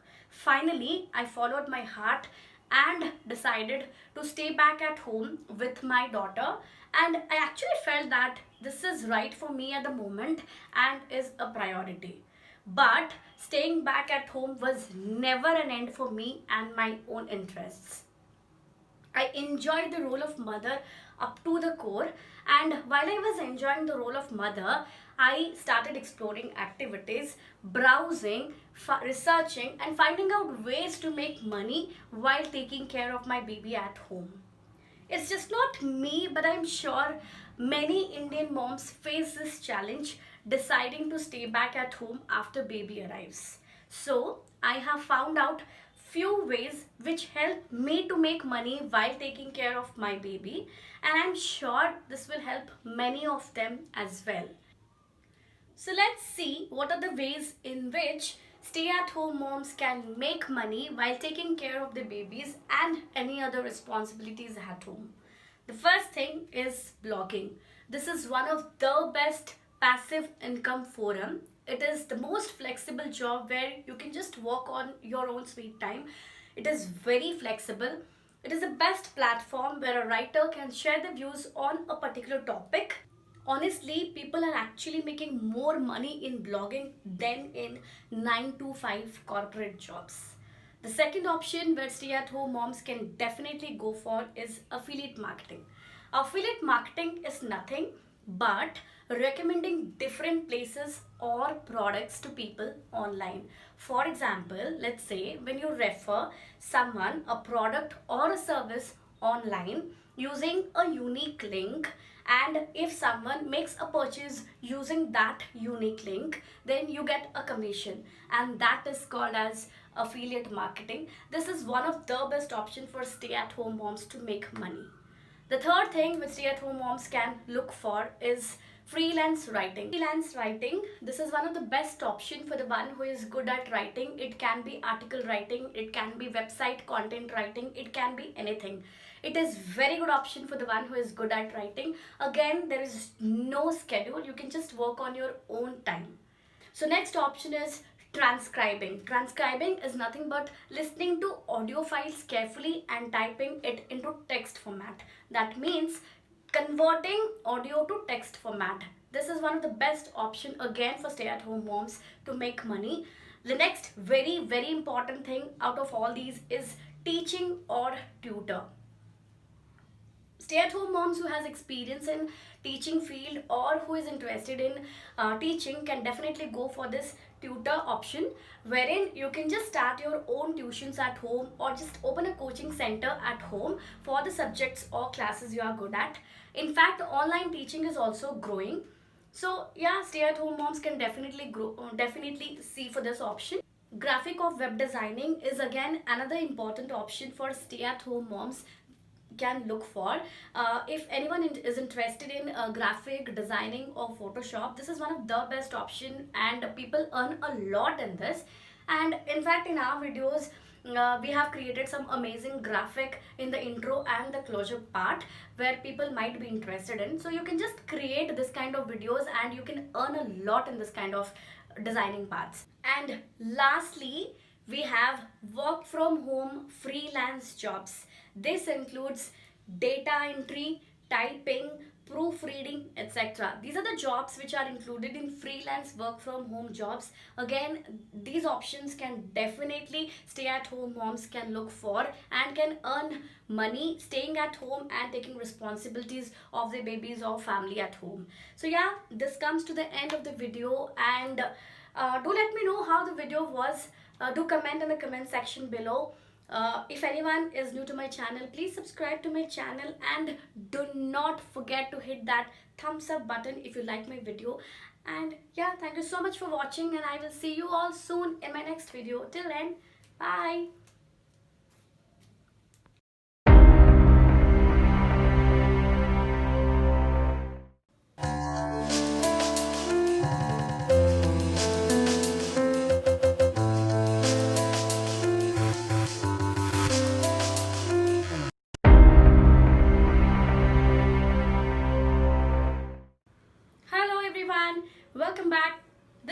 Seema. In today's session, we'll discuss about the interview question, tell me something about yourself. You might have given the resume to the interviewer and everything is mentioned in the resume, right?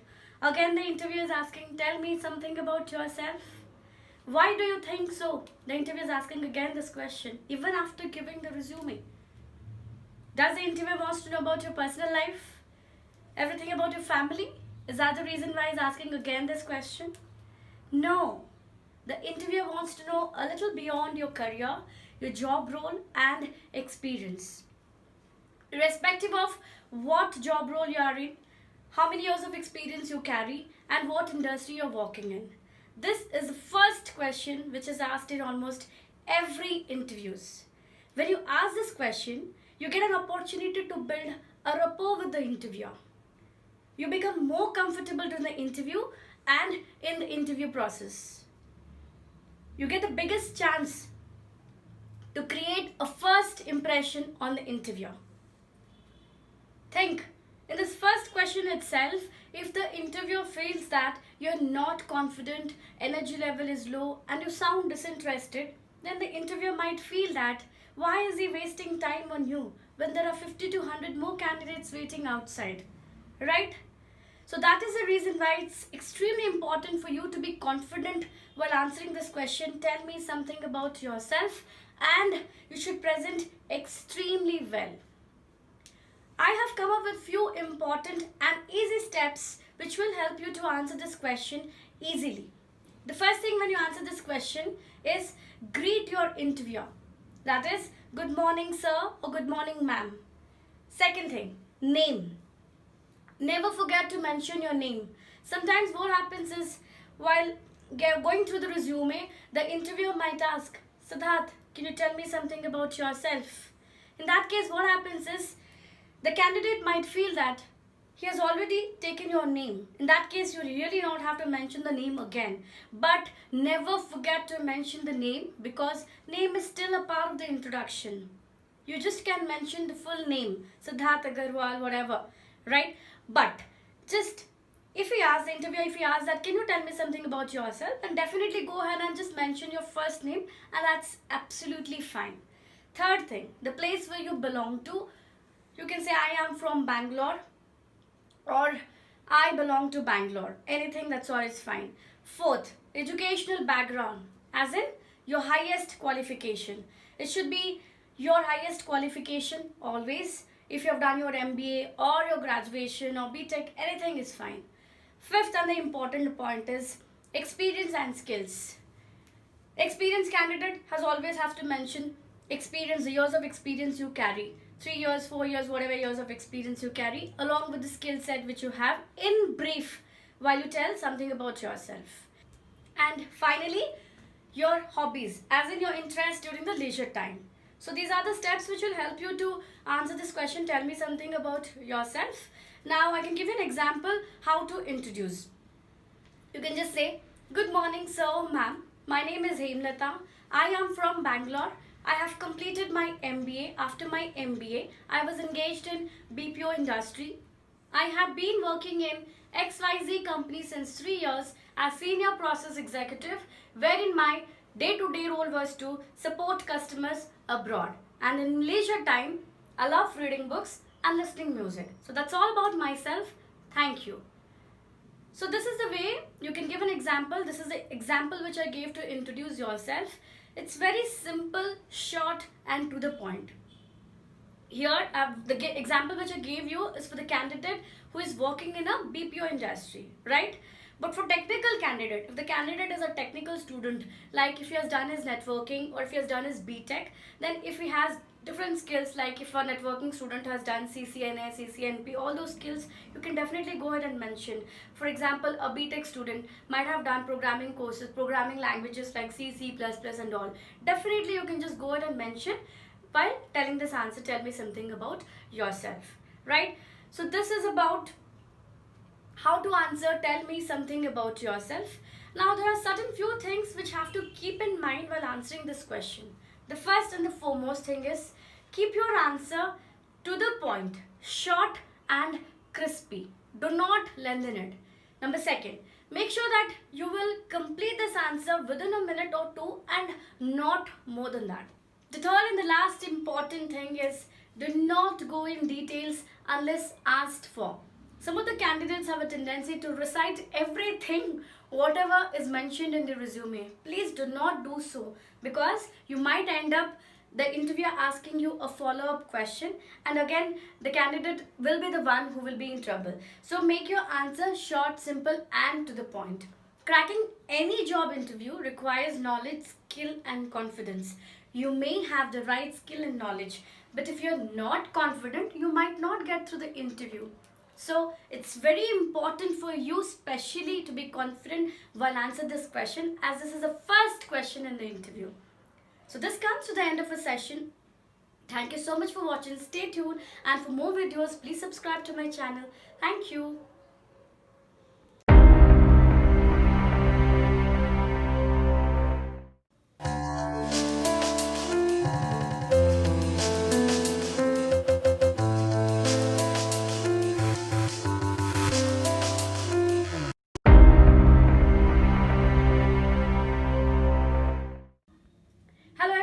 Welcome back to channel. It's me Hema. Today's topic is choosing right stream versus career goal. So many questions comes in mind when it comes to choosing stream, right? My parents are asking me to take science. Should I take science because science has got huge demand in the market? My brother is a chartered accountant. I think I'll go with commerce. So should I take commerce? Should I take science or should I take commerce? These kind of questions are very common and comes in every student's mind when it comes to choosing stream. Majority of the students even gets confused and at times ends up in choosing a wrong stream, which in turn choose a career which is not meant for them. So it's very important for a student to take a right decision when it comes to choosing stream. Choosing right stream is one of the biggest decisions for the student's career and for the bright future. There are few students who say that, who will be under an impression that let my results come and then I'll decide according to what percentage I'll get. If I get 90% and above, probably I'll take science. If I'll get 70 and above, probably I'll take commerce. And if it's below less, I'll go with arts. Even I did the same. I was waiting for the results, and then once the results are out, I've decided to choose my stream. But is this the right way to choose a stream? No, absolutely not. Do not make decisions based on your marks. The first thing which any student should do by choosing a stream is to know his or her interest towards the subject and understand his or her ability towards it. For example, if a student is planning to take science stream, for science stream, maths is one of the major subjects along with physics, chemistry and other subjects. So a student should analyze if do I really like maths? Am I really interested in maths? That's interest which he should consider. And understanding your ability is nothing but will I do good in maths provided good coaching and career guidance is given to me? Can I improve on maths? So interest and understanding your ability plays a very important role in choosing a right stream. So it's very important for a student to choose a stream where your interest lies in, and also the student should be well aware which stream has got what career options available and then decide accordingly. Many students, parents, many people have got mindset that only students of science stream have lot of opportunities, lot of career options available. No, it's not right. Every stream is good in itself. Every stream has a lot of scopes available, lot of opportunities available. It's just that you should know your interest and your abilities. Sometimes what happens is most of the parents keep on forcing the students to take science stream or commerce stream or whatever the streams they like. I understand and I know that parents' opinion and advice is always the best for the child. But just to make your parents happy, you can't just choose a stream which you don't have interest in. And parents, it's a request. Please do not impose your decision on your child for choosing a stream just because someone else is doing it. Instead, encourage your child to follow their own dream. Last but not the least, no subject is good or bad. No stream is good or bad. Every stream has a lot of opportunities available. Every stream is best in itself. Just identify your interest, your abilities, work hard accordingly, and you're there. So this is about the topic, choosing right stream versus your career goal. Thank you so much for watching this video, and I'll see you all soon in the next video. Till then, take care.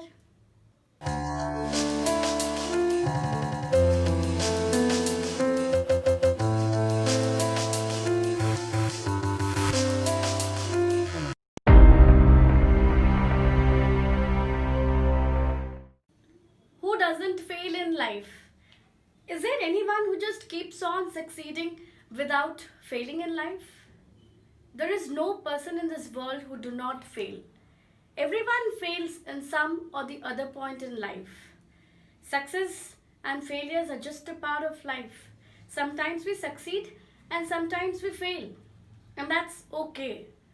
But what is most important is how do we get up from the failure and then again start moving on in your life, right? Many people keep on thinking that why did I fail? Why only it just happens with me sometimes? I'm a failure. And also there are few people who decide to end their life itself if they're not able to handle that failure in life, right? I understand that situation is difficult. We all go through tough time. We feel demotivated. We lose hope in life. We break. But does it mean that just ending your life is a solution for everything? Understand the value of your life. You cannot control everything that happens to you, but there is just one thing which you can control, and that is how you respond to what happens to you. Get up. Change your perspective on failure.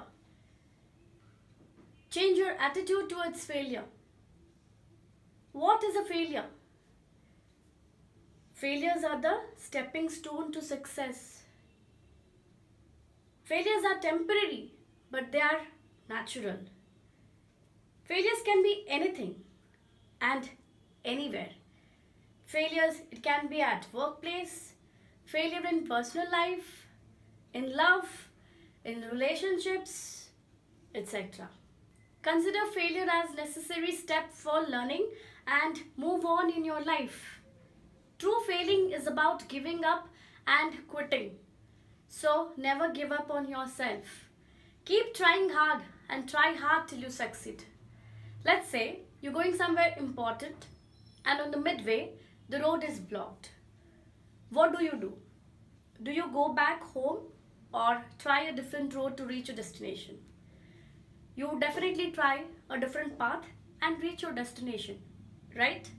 Success and failures are just like that. Failure is nothing to be ashamed of. There may be people who laugh at you or tease you when you fail. Either laugh with them or choose to ignore them.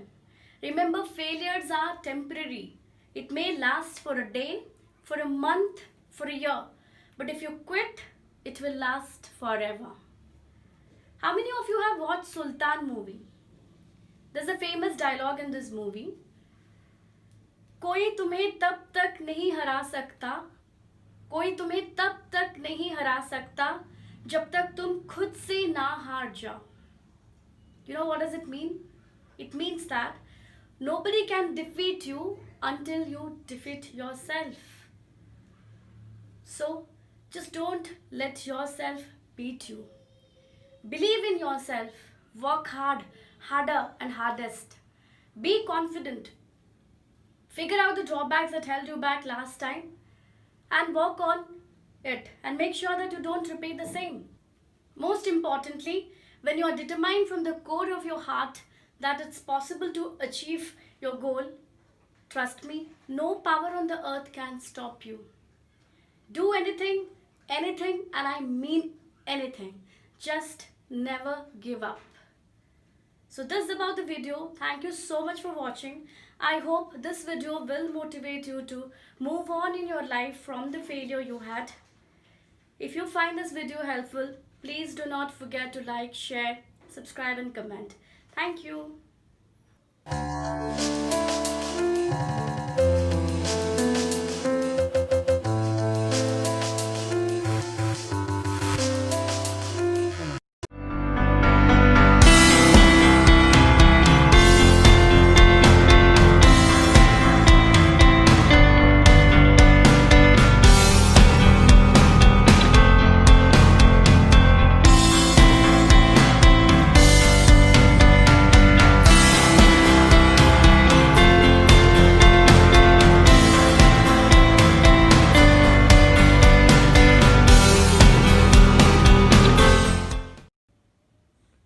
Hello everyone, welcome back to our channel. It's me Usha. Hope you're all doing well. Today we will have a topic, and that topic is all about how to overcome your fear of public speaking. Most of us might have a fear of public speaking, right? Fear of public speaking is the most common of all phobias. It's a form of performance anxiety in which the person becomes very concerned that he or she is visibly anxious and might even have a panic attack while speaking. Most of the people tend to protect themselves by avoiding public speaking. However, there are techniques to help you to overcome these fear. So just let's quickly discuss one by one. The first and the foremost thing is get organized. When you organize all your thoughts and materials, it helps you to become much more relaxed and calm. When you have clear, organized thoughts, it can greatly reduce your speaking anxiety because you can better focus on one thing at a hand, giving a great speech. The next thing is practice and prepare extensively. Nothing takes the place of practicing and preparing for your speech. Make a script of your key points, but do not read from the script word by word. Prepare for your speech so well that you could possibly answer any question thrown at you. The third important thing is try to eliminate the fear of rejection. What if my audience hates my speech? What if they boo me off stage? These are the few things which people get worried, and this is the most important thing where you can just overcome your fear of public speaking by trying to eliminate the fear of rejection. Do not overthink about audience reactions. The audience is always there to listen to you for a reason. The next thing is focus on patterns. When you speak, try to get into a flow. Make your sentences short and to the point. Always give a small pause in between your sentences. A short pause in between your sentences can add anticipation to what you are going to speak next.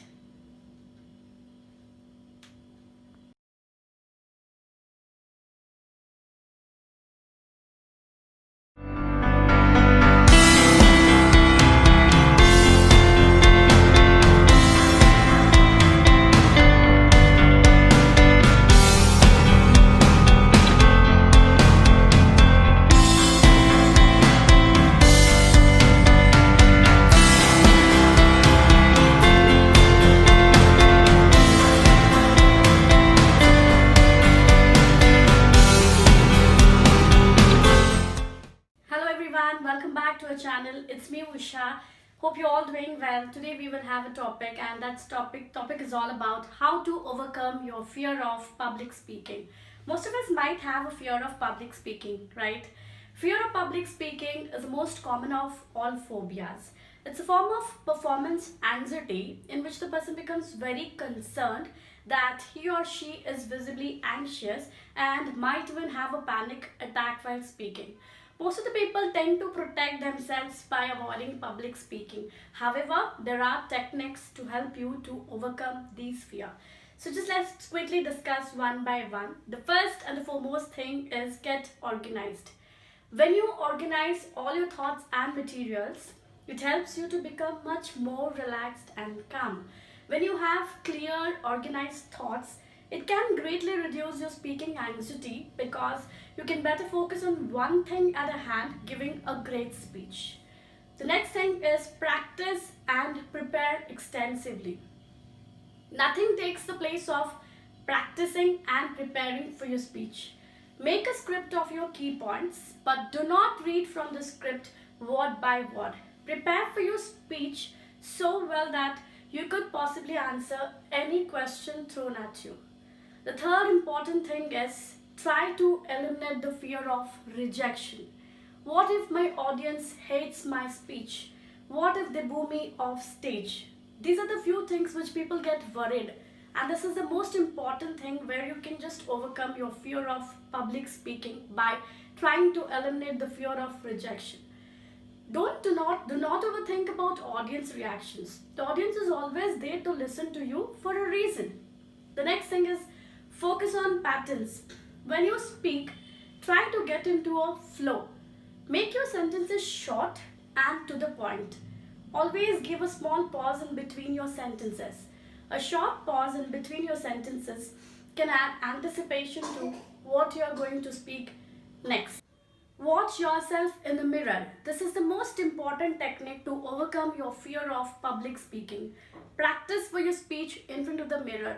Prepare your speech in front of the mirror as if you're speaking directly to someone. Pay attention towards your facial expressions, your body movements, your gestures, and focus on how welcoming you are. The next important thing is record yourself and learn your voice. Record your speech on your phone or your video camera. Record yourself by giving the talk from beginning to end, and then listen to it or watch it, and then make up notes on how you could improve it or how you could make it better. The next very important thing again is practice and only practice and practice. When someone asks me how he or she can build effective communication skills and one can improve his public speaking, I say the only way to learn to speak is to speak and to speak and to speak and to speak. The very important thing next again is focus on delivering your material and not on audience. Focus on delivering your material in the best possible way and do not think about the audience reactions. Focus on what you need to speak. Do not worry about or do not overthink about audience reactions. There's always going to be in the audience someone who will be over their phone or yawning. Remember, there's always people who are tired or bored, but none of these audience reactions have anything to do with you personally. And the next thing is avoid talking too fast. Talking too fast during a speech interferes in your breathing patterns. If you speak too fast, you will breathe less. Falling short of speech will make you panic and more susceptible to fear. Prepare for your speech. Practice your speech by slowing down so that it will make you more calm and relaxed. And the most important technique again is to overcome your fear of public speaking by feeling proud of yourself. Your strongest critic is just you. So when you finish your speech or you complete delivering a presentation, then you just give a pat on the back of yourself and then just feel proud of yourself because you overcame that fear and you did it. So it's very important to feel proud of yourself. Now the last technique to overcome your fear of public speaking is pause in your speech. Pause in your speech might be the most important technique you will learn. Not only it will help you to overcome your fear of public speaking, but also it will help you to master your control over the emotional impact of your speeches. So this is the end of the topic. Hopefully these tips were beneficial to you and you're no longer one of the people who fear public speaking. Thank you so much for watching. Thanks for watching again, and if you like the video, please do not forget to like, share, subscribe and comment.